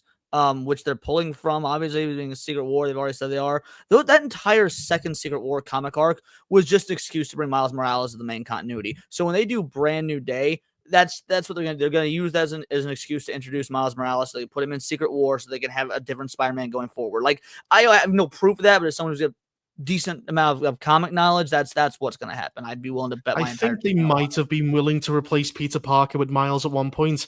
but not anymore. I think he's just because they've tried it with the games, they've tried it with everything. He's just too popular. It's like I don't think they're replacing Batman him. I with just think they're Superman. using it as an excuse to bring Miles in. I don't think they're Yeah. replacing Peter Parker. I think they were going to. I think they wanted to, but he's just too popular. It's And I just want to It's address sad. someone in the chat real quick. That's not an EFAP take. There's a lot of people who feel the same way about Spider-Man. I watched it, I liked it, and I understand the people who are Spider-Man purists that don't like it because of their reasoning. It's I think it's actually an interesting conversation. It's not just their take. A lot of people feel that way. So most of the conversations about Homecoming are about pretty much that one thing. That's why I feel like a lot of the quality of the movie is ignored. No, and honestly, you're entirely correct. Like being Spider-Man's my favorite superhero, I don't give Spider-Man films as much leeway as I give other Yeah, superhero films I get because so no, I think you're entirely correct actually. But just look at the stream on Superman. Like everyone was nuts that night because Superman is a sensitive subject. Everyone went insane. But everyone's gonna have those subjects that like Game of Thrones season 8 could get me heated for sure. But like it just depends on what subject is gonna be the one for you, right? Well, mine was The Last of Us, which I watched today. Did Oh, you watch God. that? Yeah. Dude? I've had it on twice, and I cannot find myself paying attention to it. I know She's horrible. She's fucking horrible. Like Ellie is so, like she fucking lectures the Asian simp and goes, "You think you're better than me?" I'm going, "Yes." He's saying, "Let's go and rescue Tommy, your fucking father figure's brother." And she's going, "You think you're better than me because I'm letting Tommy die?" And going, "Yeah, you fucking bitch, he is." Isn't it? There's a whole spiel about like because he thinks he's better because like everything he does is for the community, and she's like, "I had a community, and he was golfed to death in front of me. So fuck you all. Community sucks." Did you notice as he gives her a moral lecture, he's sitting underneath a sign that says, "You can find the moral in it if you look." I was like, "Oh my god, I can't believe they just put that in. That is so fucking stupid." Is this There's a season point- even worth continuing for the memes, or is it just a fucking snooze fest and It's mixed a with Halle Berry slog. bullshit? It's Yeah. a real slog. Like there's Like this not. episode- Sorry, go on. No, after you. I was saying there's a point where Ellie goes to an island to chase after Abby, immediately gets caught by scars. They hang her. The village gets attacked. They go, "What should we do?" Just leave it. And they just let it Yeah. go. And then she leaves the island. And I was like, what's the fucking point of all of this? Oh my god. The only thing they're going for is, well, in season 3, you'll find out that Abby saved Ellie. And you go, but that's stupid. The scars are retarded. Why would you stop hanging someone midway and let them go? It's also like, And then- if it takes you Go till on, sorry. season 3 to even start redeeming this person you want to be basically another protagonist, it's too late. I already Yeah. hate her. He's Yeah. not redeemable. I compared her to Jamie Lannister, where I'm like in my video, because I'm like a character who's completely disgraced and public hated him. The audience completely despised this man, and through the power of writing, he became one of the most honorable and likable characters towards the end. We really understood everything about him. I don't think Abby has that potential, and I think it's almost disrespectful to the audience to force her into that position. Well, Like, because she's the no show fucking doesn't Jamie even Lannister. know what she is. Because then there's the scene right, I think it's at the end of the episode, right, which is where like Ellie does like, after having killed a random guy and a random pregnant woman, then she comes face to face with Abby, and Abby somehow tries to almost take the moral high ground. Yeah. It's like, I let you live, and this is what happened. So Fucking I'm not Jill, going to make that mistake again. Joel, Like, wait, live your what- life, you he bitch! says- You didn't give a fuck. When It's a Joel good said that, question. she said, "What life?" and shot him. Are you? why Okay, now I'm mad. why did you leave her alive is my question. But then she's like, "Oh well, I left you alive and you killed innocent people, so now you're bad, Ellie. You golf clubbed a man's head to pieces. What? No." Abby, you can't torture Joel in front of your fucking friend. Shank him in the neck in front of Ellie, and then complain that she wants revenge. Like that's not how it works, man. It's Well, what so wanted- stupid. It makes her a moron that she literally says, "I'm gonna kill you. You're all gonna fucking die." Why would you leave her alive? She doesn't mean it. She's just joking. She was just upset. But the thing is, though, it's so stupid because it wants to do the cycle of revenge is bad, but that's not the story. The story is leave no witnesses. Finish the job. Make sure Joel your should have killed the revenge is nurses, and season total. 2 would have been bliss. You know what If I mean? Abby had killed Ellie, her Yeah. friends would still be alive. Yep. Yeah, That's the moral of the story: is kill innocent people because they may come back for revenge. Make sure your revenge is total and final. Yes, exactly. It's just you It's have to take out Tywin some Lannister weapons. wrote the story. Tywin. Yeah. Seriously, Tywin should have wrote this shit. It would have been a way better story because that's what needs to be done. But Oh, Ellie God. is like she is. I absolutely despise her. Like she is like the problem is they wanted Ellie to be hated and Abby to be liked. But the problem is you've basically got two assholes competing for who's more of unlikable. That's And the story. You don't have other Because stories to keep you invested as well. You're No. just forced into this one, where Game of Thrones had Yeah. millions of other things to keep you on point. You had room for something like that, and I find it interesting that Jamie in season 3 had more screen time than I think some people like Jon Snow even. I have to double check that, but he had season 3 was the most of his screen time he ever got, and it's specifically for that arc to have the time to be able to do that and transition Yeah. from the Kingslayer to someone we actually understand. And you need that. Abby having a full season is still like it's not enough, man, because you It haven't is like got the all other entire world elements. is empty. Like besides Yes. your main characters, if it's not happening within their point of view, almost nothing is going on. And There's if you're nothing not to cut with to. either of those two characters, next to nothing is happening because there's not been any time to build these characters up. So like, there's a Exactly. couple of scenes in the most recent one with, is it Dina, who obviously gets shot with an arrow, and like in the she's knee, like in in the knee. Skyrim. And so then the Asian simp guy's like, well, I have to heal you. So like, here, I'm going to pour whiskey on the wound and you should probably drink some whiskey because it'll help with the pain. And she, because she knows she's pregnant, she's just recently, slobbered with a woman who's been bitten by several infected creatures. But whiskey is too much. I'm not damaging my baby. Fuck you. I'll take the pain. God, man. Mushroom virus, yes. Alcohol, no. No. And it's like, it's the only thing worth noting about the scene because neither of those two are actually characters. They don't have an arc particularly that they're going on. I'm not invested in them. I'd rather they just died and went away. But that's the only alternative storyline we've got to Ellie and Abby. Like if Like, Dina they didn't tried show to up for a full episode, would it really damage your investment? You just be like, oh, I guess she's gone. Maybe she died somewhere. It's not. What?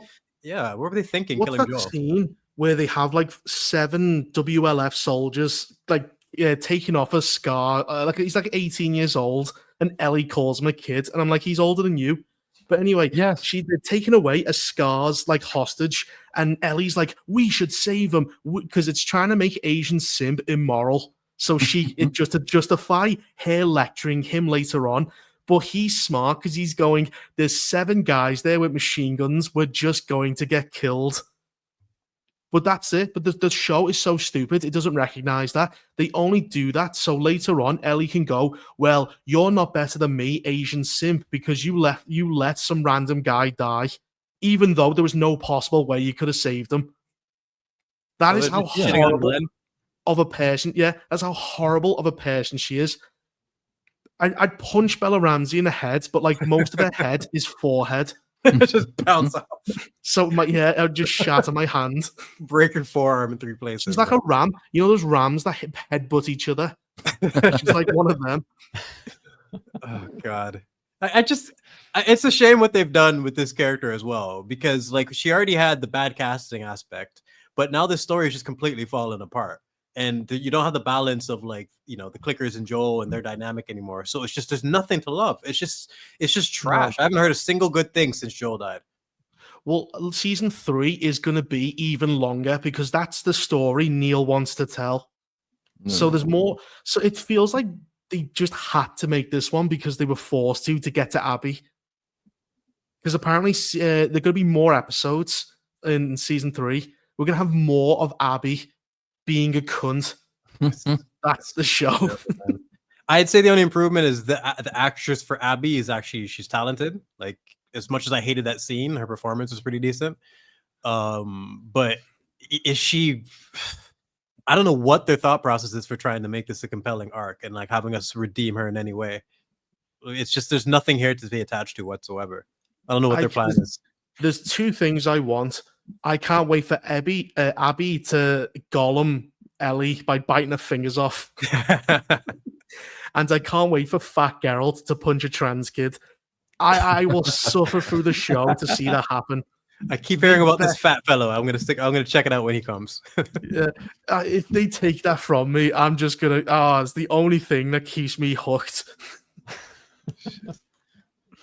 So you played the game early? You played all of them then, right?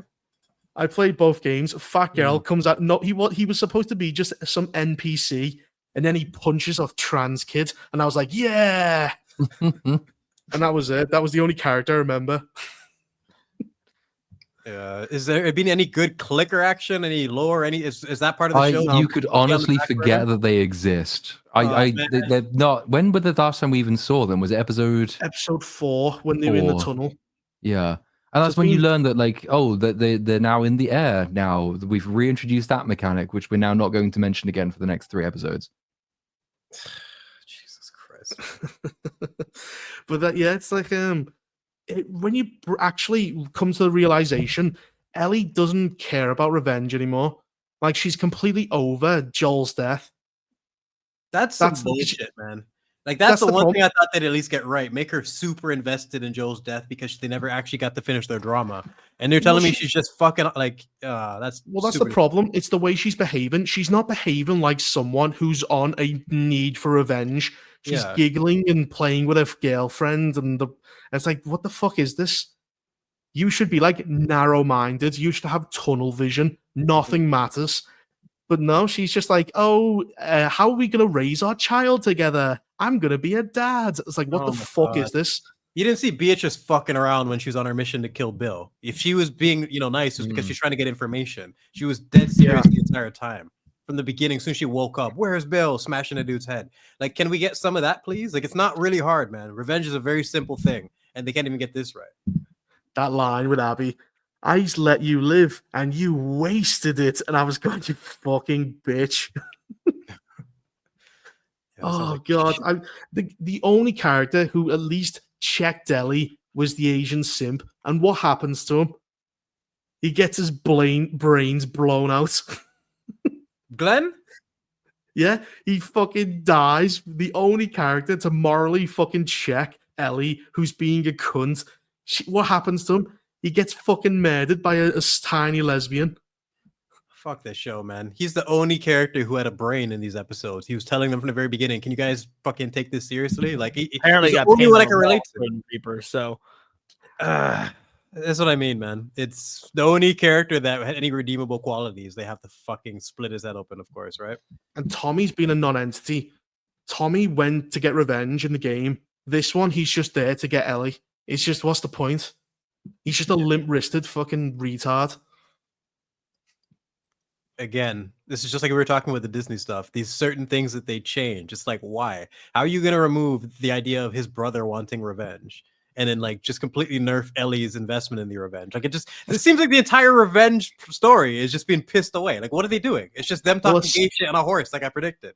Like, but as Platoon said earlier, like, she says, my community died. I was like, well, what's Tommy? That's Joel's brother. Mm-hmm. How is he not part of your community, you fucking bitch? Oh, yeah, they also say, that Asian simp, he goes, if I'm lucky, I could be the new Maria because she's amazing. I was like, oh, fuck off. Have you noticed it's an entirely matriarchal society, everyone? The scars, like the scars are women. Yeah, they are. And like when Ellie gets captured and like strung up, and then you're wondering, oh, I wonder who the leader of this group's going to be. Is it perhaps going to be a woman? Oh, it is. Yeah, it is. And she's the one who says, "Oh, just leave her. We're going to run back to the village now." So that's not going to come back to her just later on. We just left her alive. And Isaac reported 2 women, the Asian one and the other one he joined. Who the leader of the WLF is a woman. The leader of the Hunters in season 1 is a woman. Marlene led the Fireflies. Yeah, the fat chick is in charge of Jackson. That seems like a consistent pattern. Yeah, you're right. You're totally right. No wonder it's violent, backwards. Everything's wrong. They don't know anything. There's no civilization. Women leaders. Are the Fireflies still NPCs, just like following Abby, or did they have any? Well, they joined the WLF, which is another female organization. Oh, wonderful. Okay. Yeah, this show's fucking cooked, man. Women. This whole world is about violence, and women are in charge. Women should not be in charge because you get a violent atmosphere. So maybe and they always say if women were in charge, no one would fight. This isn't that, and like this is one of the opposite prime examples of it. Everyone does nothing but fight. That's my rant over with. No, I'm disappointed that they say the same thing as the Walking Dead. The zombie aspect slowly just gets pissed away to where it's something you barely. They bring it up as a plot device just whenever they need it. It's not actually part of the world building anymore. Any last words on this show before we move on? I hate Ellie. I hate Abby. I hate fucking Dina. I hate Asian Simp. I don't like Tommy. Maria can get fucked. I hope the mushroom-headed zombies rip each and every one of them apart slowly as they watch the organs get pulled out. Like on Shaun of the Dead. Remember, he gets pulled through the window and he rip open his stomach. I hope that happens to every one of them. That prick. Okay. Oh, shit. That's my summary. I think that's a good mic drop on it. Caleb Wright has asked a couple of times, what are my thoughts on Mission Impossible 8? I thought it was really bloated and fucking irritating. I'm with you guys. I wanted to stop paying attention a number of times and only did because we were going to talk about it today. And then I didn't even give a fuck about it enough to talk about it. It happens, man. You never know. Did not give a shit about that movie. I could not wait until it was over. And it is definitely worse than number 7. Number 7's better than this one. But anyway. Which one's 7? Well, whatever. The one was right before this. The Dead Reckoning. Dead Reckoning, yeah. It's better than this, you said? I thought I thought it was worse. No, these are two definitively the worst ones, is what we're saying? Well, number 2 is pretty bad. So. You can pay attention to Dead Reckoning. You can't really focus to this. Yeah. Dead Reckoning is awful, but you can follow it. And it's quite funny because of how bad it is. But this one you don't want to follow, no matter how bad it is. It's just painful. Mm-hmm. Yeah, I gotcha. Lots of super chats to get to here. Let's start out with Jeremy Soden. In 20 years, when Mission Impossible 15 comes out, or whatever that is, was that? Yeah, 15. Yeah. That is 15. Tom Cruise will look like Professor X in Doctor Strange Multiverse of Madness. Yeah. Still be doing stunts, though. Like this guy doing stunts in his wheelchair. He's going to die on set. Like 100%. Yeah. David Gannon says, and not only 500 feet down, but the stupid sub rolled down the hill and plummeted off the cliff before Ethan got out. Then he was snagged and dragged even farther down before freeing himself by leaving his scuba gear behind. Yep, that is an impossible mission, sir. It is. He's dead. That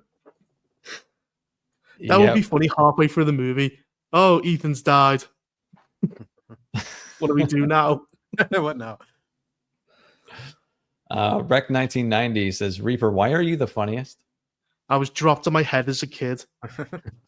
It's a secret. Big Hat Legion says, this brew isn't a gentle lover, but Platoon is. I've had no complaints. Big Hat Legion again says, Reaper, you aren't gentle, but you are you're considerate as a lover. Always there with the reach around. Long, gangly arms is the secret. Tay says, howdy panel. Here's a little challenge for y'all. Name 3 things that you at least somewhat liked and enjoyed about Game of Thrones season 7 and 8. John. The fucking Dothraki charging the Lannisters. I fucking lost my mind when that fucking happened. Like, and Dany and Jon Snow's meeting is absolutely glorious. Their relationship was rushed, but their first meeting is like, that's when the dialogue was just still on point, and everything after that started to fall off. But that scene works even if you don't have context, man. I pretty much started the video that got referenced earlier.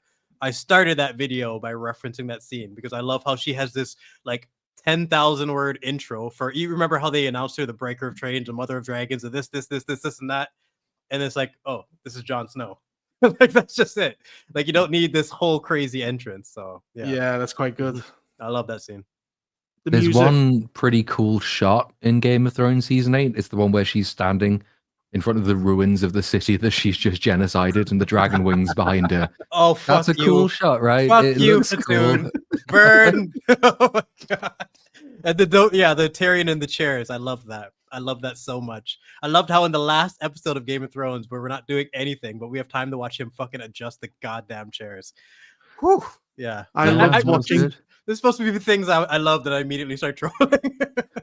What about Jon Snow pointlessly screaming at a dragon? Ooh, Yes. ooh, it's like fucking yeah. It's so hard to not shit on season 8, even when your question is what did you like about it? The first episode of season 8 was great. The second one was a bit filler, and then the long night was 3, and everything else then was just an What about abomination. Jamie knighting Brienne? The best That was moment in okay. season 8. It's the only Yeah. scene that people consider good.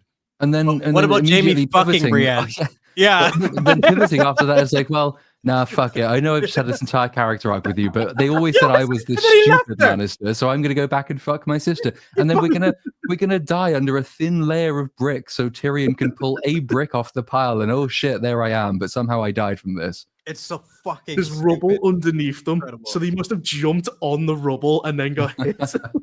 And you go there and there's clear. Oh, they could have climbed out. They could have did so many things. It's just fucking stupid. They died to rocks. What about She- Arya going all the way to King's Landing and then the Hound goes, "Nah, go back Nah, home." no, And go goes, back, okay. go back home. You know, Reg is back. Literally, Arya has. You know how many people this girl has killed? Like her fingers are stained in blood. Like where's the Black Widow?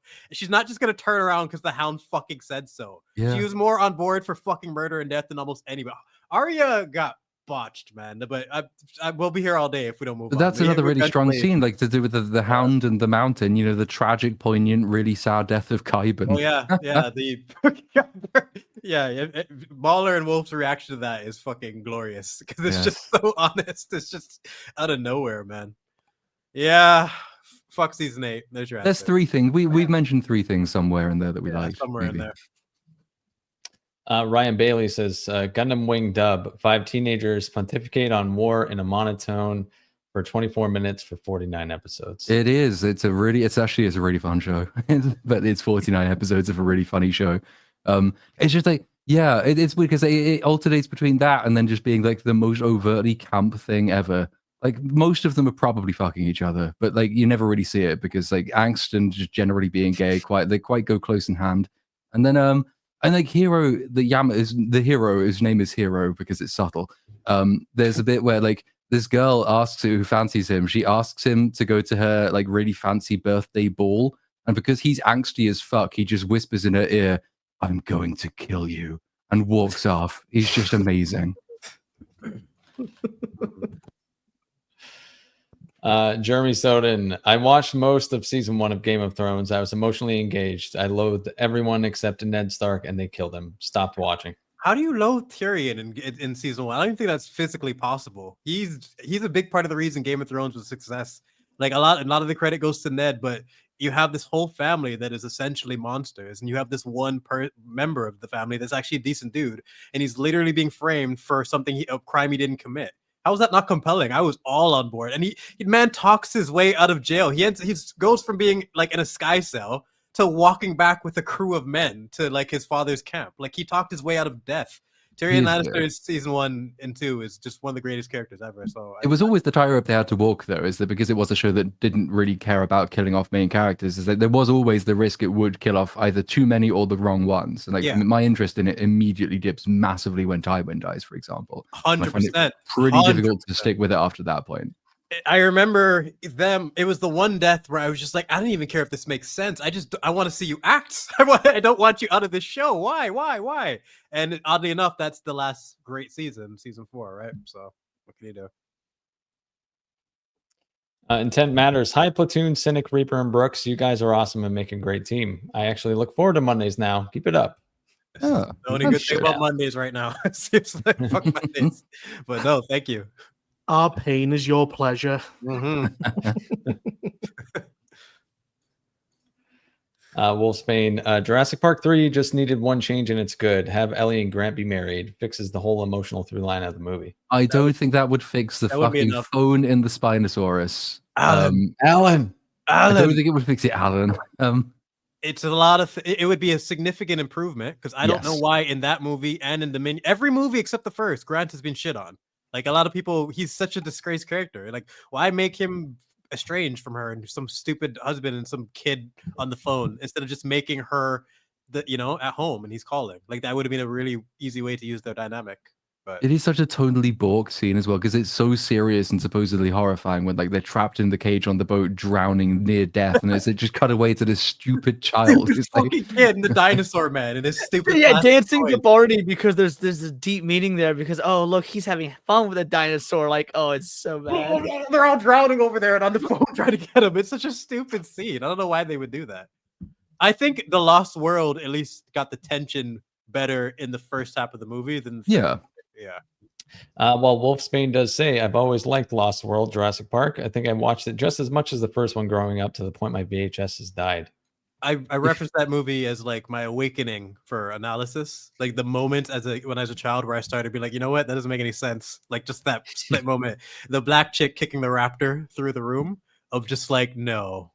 You just ruined the whole movie. Like, how could I be afraid of these raptors if she could just fucking wheel kick them through the room? And I feel like the entire franchise died with that raptor. Like it's all been downhill from that moment. Because everything before that was actually kind of entertaining in The Lost World. But then she kicked the raptor and the franchise has never been the same. And then everyone pauses for like John Williams is one of his lowest effort heroic sort of closes to any piece of music he's ever done. And she stands there triumphantly and the music's like, but and then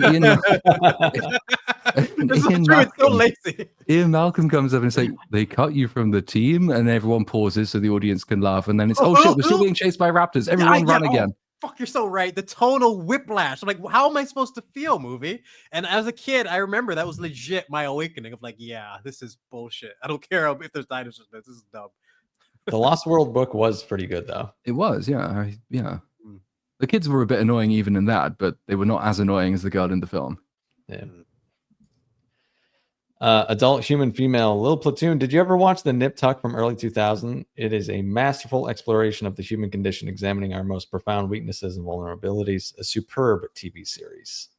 I've never even heard of it, but I will look it up. I remember that being advertised. It was on after Raw. That's what I remember. My parents had it on DVD, but I never watched it. It did star the guy that played Dr. Doom in the original Fantastic Four films. Though. Yeah. My mum used to watch it. It was on the background.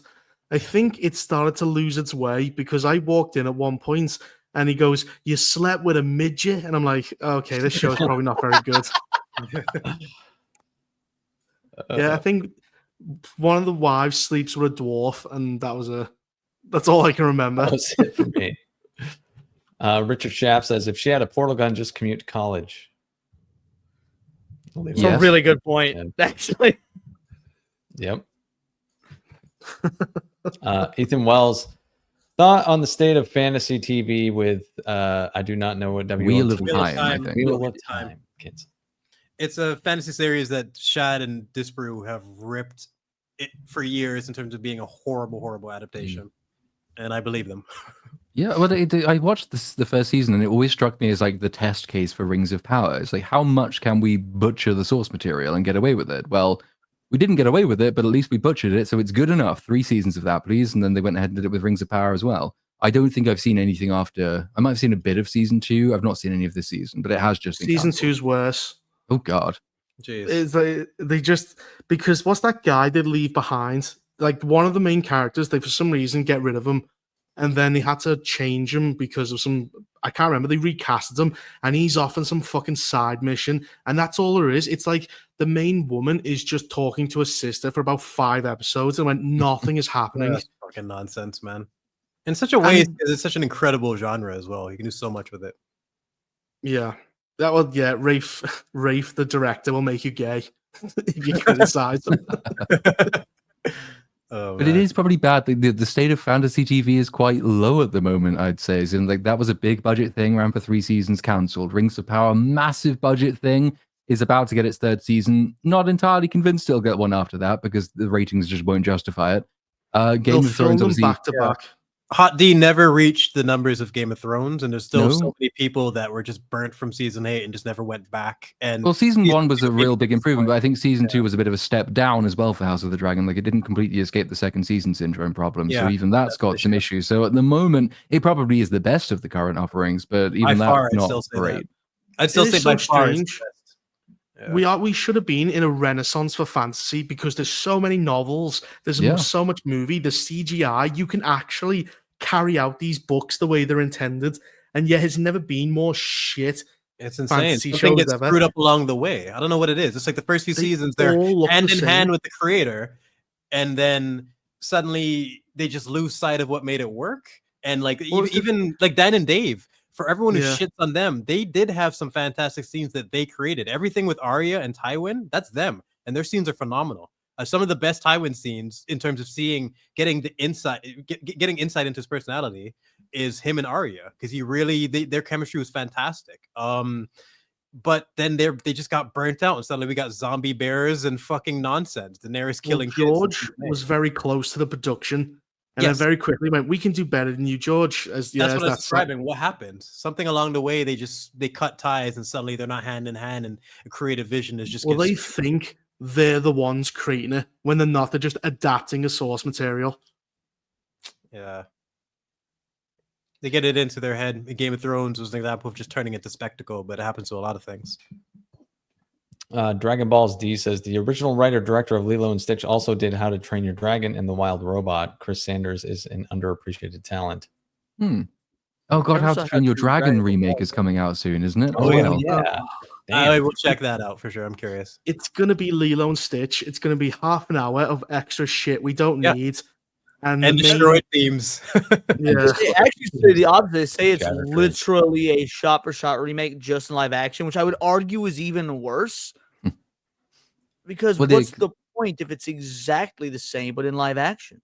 Yeah, there is there's always going to be the what's the point question, because there's a justification, I guess, for doing it if you make changes that improve it, which is really difficult to do because so many of these are so tight and so good to begin with. Yeah. But if you are just going to if you're not going to change it, why bother? And if you are going to change it and you're just making it worse, also why bother?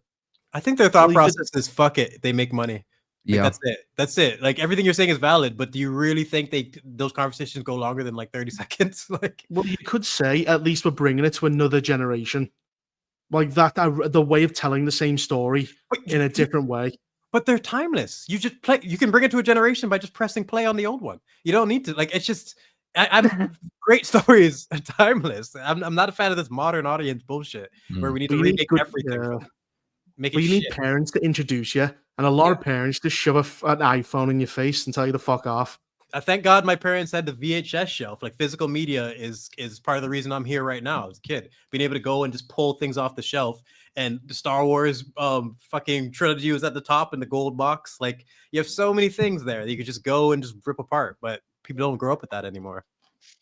Oh, Brooks, this super's for you. sweet.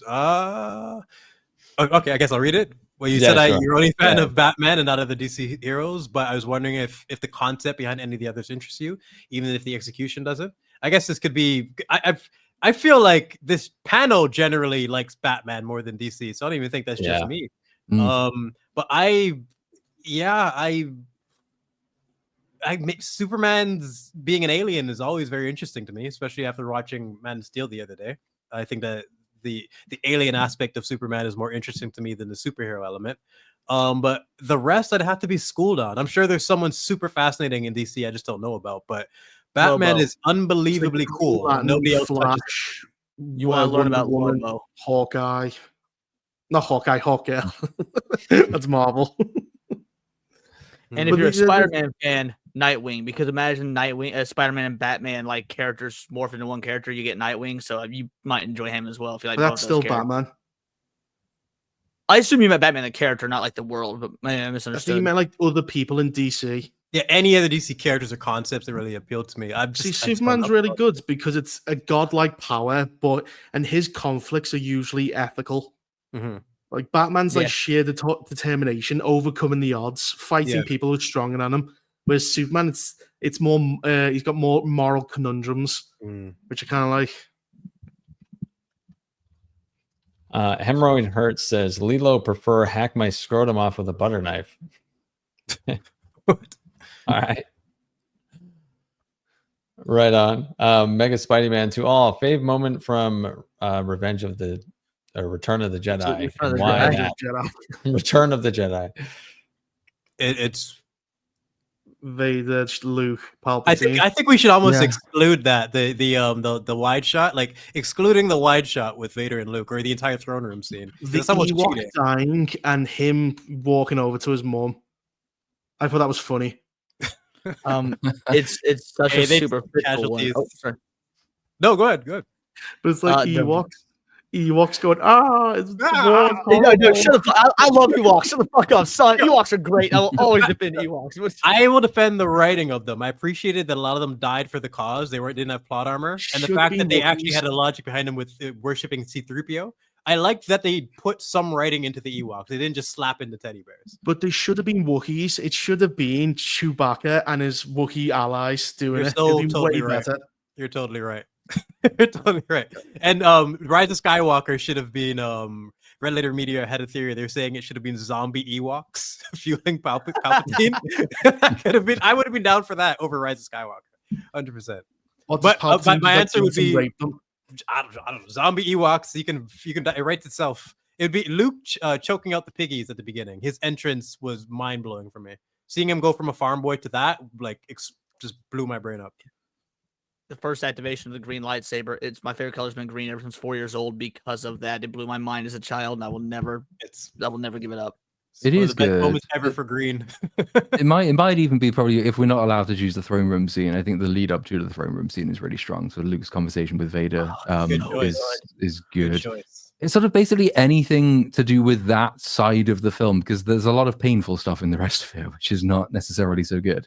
But anything sort of leading up to the throne room scene is good. I mean, I generally like the Battle of Endor in space more than the actual one on the moon. But Of like course, yeah. the end of the Super Star Destroyer, even like Admiral Akbar getting his little sort of character moment of sort of sitting back almost in relief and astonishment that they've been able to take out the Super Star Destroyer was pretty impressive. But yeah, I guess the conversation in the lead up would be my I choice. swear they take that music from the space battle you just referenced, and they put it at the end of TOJ during the fucking stupid salt planet scene. They just take the music from iconic scenes and shove them in. Yeah, I wouldn't be Fucking surprised. frustrating. Yeah. Platoon, this one's for you, sir. Flummoxed Buffoon 87 for $19.99. In Platoon lore, did your boat sink because use of the weight of 3 sins committed could what? Sorry, let me read that again. Did your boat sink because use of the weight of these? Ethan. I'm struggling. Of these sins, fuck it. I'll try again. Did your boat sink because use of the weight of the sins committed could not carry the weight? Carry us the waves and bury it with the bodies or mundane reasons like state to the insurance agency. The fact he's misspelled like makes me think it's his fault. Yeah, I think instead of I think it's thy sins. I think this is just a Let's go thy fucking sins. Of thy sins committed, could not something the waves. I think the question is, did it sink because I did something wrong, or did it sink because I did something right, like an insurance job? I think that's the question. The answer is, I don't know exactly. It caught fire while I was at work, and it burned like massively, almost exploded because it's got loads of gas on board. The fire brigade tried to put it out. They sank it in trying to put it out. Then they refloated it, and then it sank again, and then it was fucked. So nothing that I'm aware that I did wrong. We had 3 investigations, like the marine investigation, the fire brigade investigation, and the insurance investigation, because it shut the biggest commercial lock onto the Thames because it was at Limehouse, and they lost loads of money. They had to sort of fast track everything. But the 3 investigators said, well, one of them said the fire started at the front. The other one said the fire started at the back and it might have been arson. And the other one said the fire started in the middle and it might have been the cooker. So fuck knows is the short form answer. There you go. Well, there. And a super chat from Leon here. For your pain and suffering, having seen all 4, I truly applaud your masochism, but it feeds my sadism. Yeah, that's insane. All 4 of those. Whew. Yeah, that was. You had a rough couple weeks, buddy. But I saw more than just that on top of it, because I saw like clown in a cornfield, which is fucking awful. And Did hurry you up see anything tomorrow. good? Okay, Yeah, Jesus. Not really. There's like 6 movies in the theater, and well, Sinners was pretty good. It's That's crazy how about much it. crap we have to consume to do this job, eh? Yeah. It's when's the last time I watched something I liked? Oh, But that's why I don't watch a lot of the. Like, it's because it's a time. Like time is more valuable than money, and it's like I'm going to spend 3 hours in the theater and whatnot, I don't want to come home and do a YouTube video about something that like I'm not passionate about or whatnot. And so you've got to make these value assessments versus your time. It's like, I could be playing video games I'm enjoying with friends or something like that, which to me feels more productive because at least there's, some emotional value of the memories of my buddies. It's such a, I hate it, man. It's to balance the two. There's nothing like watching a movie that is so shit, didn't enjoy it, and you have no desire to even talk about it or make content off of it. There's nothing. That's Mission Impossible 8 for me. I don't even care to make a video on it, really. Even like a 15-minute video, it's too much to ask. Yeah. But Leon, I know you have to go, man. I really appreciate you coming on the show today. Thank you so much. Right, man. I'm gonna sound like I'm sucking you guys off, but I'm wanting you guys. This was a dream. Thank you very much. I truly appreciate it. Ever since Vex for me on your guys' show, it's like, yeah, I wonder if one day. And so yeah, when you hit me up, I was like, thank you so much. I truly appreciate it. So this was great. I enjoyed every bit of it. Reaper, it was great meeting you. I think you're the only person at this point that I'd never streamed with. And yeah, chat's right. You're a fucking riot, dude. So again, thank you so much. Yeah, I got my own. Do you want to plug your stuff just before you head off? Like where can we find you? What's coming up next? Yeah, absolutely. I've got my show at 10 minutes over on my channel, Words of Paradise. It's actually the 100th episode. So getting me, the boys, Hypno, all of us together, just talk about some nerdy news, do some fun games, and do it with the chat. And it's going to be a good time. So yeah, if anybody's interested, just hop on over to Words of Paradise, and Godspeed to the rest of your show. Again, I had a blast. Thank you so much. And I apologize for you guys having me see those movies one more time. No, thanks for coming on, man, and have a good stream. I appreciate you. Thank you very much. Take it easy, dude. Catch you guys later. See you later. Bye. Fuck you. Oh, sorry. Wander Girl 108. Jedi, please introduce your cat to us. He's sleeping, but I'll do it anyway. Brings his girlfriend out. This Scottish fold, sleeping. purebred, named after House of the Dragon. His name is Aegon. So Egg. Hell yeah. There you go. So yeah, movie or show reference for animals is mandatory. So yeah, he's a good lad. It's good egg. Look at that stomach. Oh my god. Look at those ears. Come on, man. Look at those ears. It's not like a 16-pound cat. He's fucking massive, man. He's such a chungus. It's crazy. All right, go away. Lance says, put it in stone. Sinners will win Best Picture for the year because there's nothing that the Academy loves more than gooning over oppressed noble black people. 100%. They love it. It's just they do love it. It'll get nominated at minimum. Just do it well. I'll repeat this as many times as it needs to be done. They did it well in the 90s and early 2000s. They don't now. Blue Collar Loser says, hate Leon, love Reaper, maybe drunk, Stitch rules. All right. What? I would know. That's all I know. David Gannon, what you're saying about Avatar making $1 billion, but no one talks about it, could also be said of the Jurassic whatever flicks. That's actually a good point. Yep. Although I think they're more explicable because like children and Monsterverse fans like the Jurassic World films, and those people have no taste and will pay for anything. Whereas Avatar is like, I don't even know who watches this. Yeah, it must be everyone, but I don't know anyone who does. I think a good way of putting it is I understand why those make $1 billion every time. I don't understand why Avatar does every time, other than it's James Cameron and like everything he makes seems to make $1 billion. So he's got the magic sauce. Genmai Cha says, what is a work that is objectively good, but that you personally don't like? Maybe it doesn't contact with you morally, philosophically, aesthetically. Well, mine's Penguin because I think the crime stuff's too weak. Like the shit wouldn't float in a real crime syndicate. But you know, it's good. You acknowledge the quality of the show, yeah. That's as long as you have that separation, it makes the conversation so much easier. Inception for me, I fucking hated every second of that movie. Never. I'm not a massive fan of Inception. I wouldn't say I hate it, but like I didn't. Fair enough. I'm more with like the South Park's like takedown of that, which is like just because it's complicated doesn't mean it's good. That wasn't very much my opinion. I didn't give a fuck about anything. I didn't care. I don't know what world they're in. I don't care about this van. I don't care about the man. I don't care who. I wanted to just lay down and fucking take a nap after. It hurt my head. I don't mind confusing movies, but like when I get to the point where it's just pretentious. You're being confusing for the sake of confusing me, and it's just there's no story here anymore. I am willing to believe there's quality in there. I fucking never want to see a frame of it ever again. I liked when the city got flipped, but then everything else started doing that. You saw it in Doctor Strange and everything. And I was like, oh, I hate this now. Yeah. It's a really influential movie. Radiohead is my choice. Oh, fuck you. Sticking with it too. Give my try again. Oh no, this is his again. Part 2. For me, it's Star Wars 1 through 6. It's hard to articulate in a super chat, but Frank Herbert, Philip K. Dick, and Robert E. Howard's works summarize why. Well, I mean, Doesn't, like Star Wars is Strikes Back? finished. Yeah, I mean, even Empire Strikes Back is an interesting one to not gel with. Also, like Star Wars has a reasonably satisfying conclusion, which is something you can't say of Dune. So I don't know. I mean, I think the others are more intelligent, to be clear. Like, absolutely, that's true. But in terms of just like tightly written stories, but then it's that was sort of embedded in the question. It's not necessarily like something you don't think is good. It's just something you don't gel with.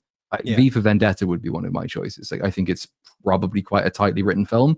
There's quite a lot about it that just doesn't do for me. So Same. it's not for everyone. You don't like it? I thought it was okay. I didn't think it was this great thing that I was just like, I'm waiting to be like super blown away and entertained, but it just competent film, but didn't really click with me. Did you watch it when it came out or later? No, I think I've watched it within the last year or so for a podcast. Okay. And even then I still don't remember it that well, other than the performances were good. Yeah, it's kind of like it was good because you didn't really know. You didn't know it was an Alan Moore comic or anything. It was like basically you got on DVD and that's how you found it. So it was kind of low expectations. So it was like everyone really liked it. Whereas if everyone's saying it's the best movie ever, it isn't. Yeah, that affects so many movies. It's rough. Wolfsbane says Gunn should have followed DCAU. Superman 1, Batman 1, Superhero, Superman X Batman, Superhero, so on and so forth. Intro, Wonder Woman, and Justice League. Yeah. Is that the animated universe? Well, we're getting a Clayface movie before Batman. Batgirl. We're getting The Authority before fucking, I don't know. Green Lanterns is on a TV show. Flash, I don't even know what's going on with him. We're getting Booster Gold, except he's an Indian. Well, here you're just kind of pointing out DC, like after Batman, my eyes just glaze over. I don't know half of these people. I think most people's eyes glaze over. Yeah. How did they manage to get someone so unbelievably cool that he's just carrying DC? Like imagine DC without Batman. They'd be fucked. They'd be nothing. Yeah. Yeah. Andy and Petra Shawnard, cheers to all. The game was terrible and show held serve. That'll be Last of Us 2, right? Yeah. Yes. Chris Nicholson, Oana means family, and family means you got to look out for numero uno. Yeah. It's the fact they bring up Ohana. Like, she goes, Ohana means family. And she goes, you need to grow up, Lilo. It doesn't mean it doesn't matter. It like shits all over it instead of it changing her for the better. This is the real world. Fuck family. Max Relax gifted 5 little platoon memberships. Thank you and welcome. Intent matters. Why do you think no one, and I mean no one, managed to learn a single lesson from Lord of the Rings when adapting great works? Is it just ego of the writers? It's crazy. Yeah, ego, lack of talent, lack of love, maybe, for the source material. Because there was probably a bunch of people who were told they had to do an adaptation after the Lord of the Rings, so there wasn't necessarily the same love for the source material they were adapting. That's a big factor, man. Like Peter Jackson, there's so many little details, but this one I'll never forget. He had the hobbits living with each other for like 4 or 6 months before they were even filming to make sure that they had the camaraderie, so it actually affected them on screen. And how many people would actually do that nowadays? How many people would put in that type of effort to like have the chemistry off screen be developed so it affects the on screen chemistry? Like, that's brilliant, you know? But yeah. Not many people have the passion for that type of effort anymore. Wolfsbane says 2 things about Jurassic Park 2 I wanted them to keep was the OG ending with pteranodons and Ludlow falling on the baby T-Rex. I remember that. Also add the camouflaging Carnotaurus. I forgot about that book. I read it so long ago, but the Carnotaurus was cool. Yeah, but then they stole the camouflage idea and gave it to the whatever the fuck it was called, Indominus Rex, I think it was. Yeah. Let's create a dinosaur that the public can't see for our theme park. What? So Yeah, and stupid. let's forget that it's in the fucking cage and just go in there to look for it. Absolute morons. Every those movies are dumb, but the dumbest part is how the dinosaurs escape. Every Yes. single fucking Always. time, it's shockingly stupid. Like Some the asshole wants to the get into Indian it. version of John Hammond who crashes his helicopter into the cage. That guy is so stupid. There, It's are a you sure you joke. don't can want to make a take a montage. pilot? No, there's no time. I will fly this Oh, helicopter. God. Oh, Got fuck. this. All the work they put into the dinosaurs escaping in the first one, it's so believable, it's so terrifying, and then they just can't be bothered. The other ones. No, they just need So them bad. out. Just get them out there, get them Yeah. out, people. Wonder Girl 108. Speaking for myself, I haven't seen most old stuff because I just don't know about it. When I see old stuff, I tend to like it, but if I don't know it exists, I won't seek it out. That's the modern audience argument to me. That's why you need good parents, good friends, good people Yep, around good you to parents. introduce you. There's Yep. nothing better to me like, oh wait, what do you mean you haven't seen this, but you're interested? I will sit here and rewatch all of these with you, bro. Like you need one of those guys who's good. Yeah, and that was me back in high school. I would sit down and make sure someone knew this franchise or knew this reference, so they know what the fuck we're talking about. You just got to be that guy and put in the work. You can find them. It being old, it shouldn't stop you. You know. Virgil Huston. I can't see the sticker, but send in a $10 one. I vaguely recall seeing a chat after that I think it might have been from him saying that it didn't let him send the text. If you did mean to leave a comment in that, then just leave it in the chat and we'll get to it, unless this is it. Yeah, this is from him. Went to see Sinners yesterday. Very good. They gave me a ticket for Thunderbolts. Honest mistake by them. Oh. I mean, maybe they don't like you. That could be it. I don't know. Or That you're does the only white guy in there, you'll get beaten up. that does do it for super chats. Thanks to everyone who sticks around for all those. We really appreciate it. And I want to thank my co-hosts here, Jedi Brooks and Reaper. Do you guys have anything coming up that you want to plug? You can plug your shit, as they say. You want to go first? Yeah.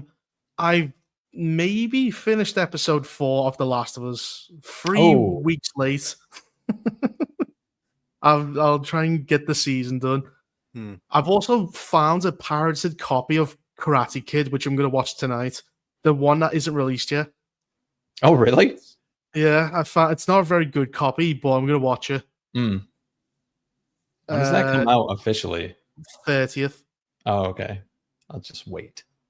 Yeah, so stealing and then potentially work. Well, then, as for me, as for active videos out, you can check out the Last of Us scene comparison with Ned Stark that I did. Also, since Ironheart is coming out, I'd highly recommend my Ironheart video, just breaking down her first scene and her first fight to Tony's first scene and his first fight, and comparing the writing between them. And I'm working on my top 5 deleted scenes video right now. So going through some of the best deleted scenes I could find and how much they affected the movies and that they were taken out of, like all the different elements that were at play there. It's actually pretty interesting. So that'll be out maybe in like a week or so. Nice. What about you, Platoon? What are you up to? Pretty sure it's the same as the answer has been for the last like 4 episodes. Still haven't put the Minecraft video out. Still haven't put the Thunderbolts video out, but in theory they'll both be out this week. So maybe that will happen. Who knows? Here's hoping. My cat posed for the camera and then literally went back to just knocking the fuck out. Yeah, let's knock the fuck out. Dude, out. Okay. As for me, I do have a video dropping sometime this week. It's done. It just needs to wait. So it's going to wait a day or two. Oh, and one more super chat just came in. Dragon Balls D. Many people praised Inception for being too smart to understand. To quote Mahler, this hurts my brain in more ways than should be possible. Yes, that was my feeling. There's very few films that make me have to lay down after and just like never want to see them ever again. Starting to sound like me. Yeah. That does do it for this week's episode of BSUP, though, folks. Thanks for hanging out. Chat, you're on fire as always, and we love you very much. Wait, one more thing. Yeah. Reaper, are you aware of what happened in Liverpool? I didn't want to change the atmosphere, but sorry. I was Heston's there. fucking- Yeah, he was fucking there, bro. That's how this thing started. So crazy. Dude, it's fucking I- right there. Reaper made it through a so terrorist panicked. attack. I No was saw regret. loud, brother. Yeah. I saw the desperation, people climbing over each other. Yeah. Well, not really. I was in further away. It was at the other side of the parade. But I Jesus. saw a lot of panicking and running. Madness. I had to let you slip that Couldn't in. find me brother. Yeah. And he came here to do the important stuff. Talk on peace Mhm. up. Terrorist Yeah. attack, Yeah. right to BSUP, man. Priorities. Good man. All I'm right. not going to miss Platoon. this. No terrorist is stopping me talking about Mission Impossible. Yeah. The Yeah, last of the- that's right. Platoon, I'll let you see us out of here. Yes, well, on that note, see you in a week or less. Bye-bye. Bye. Peace.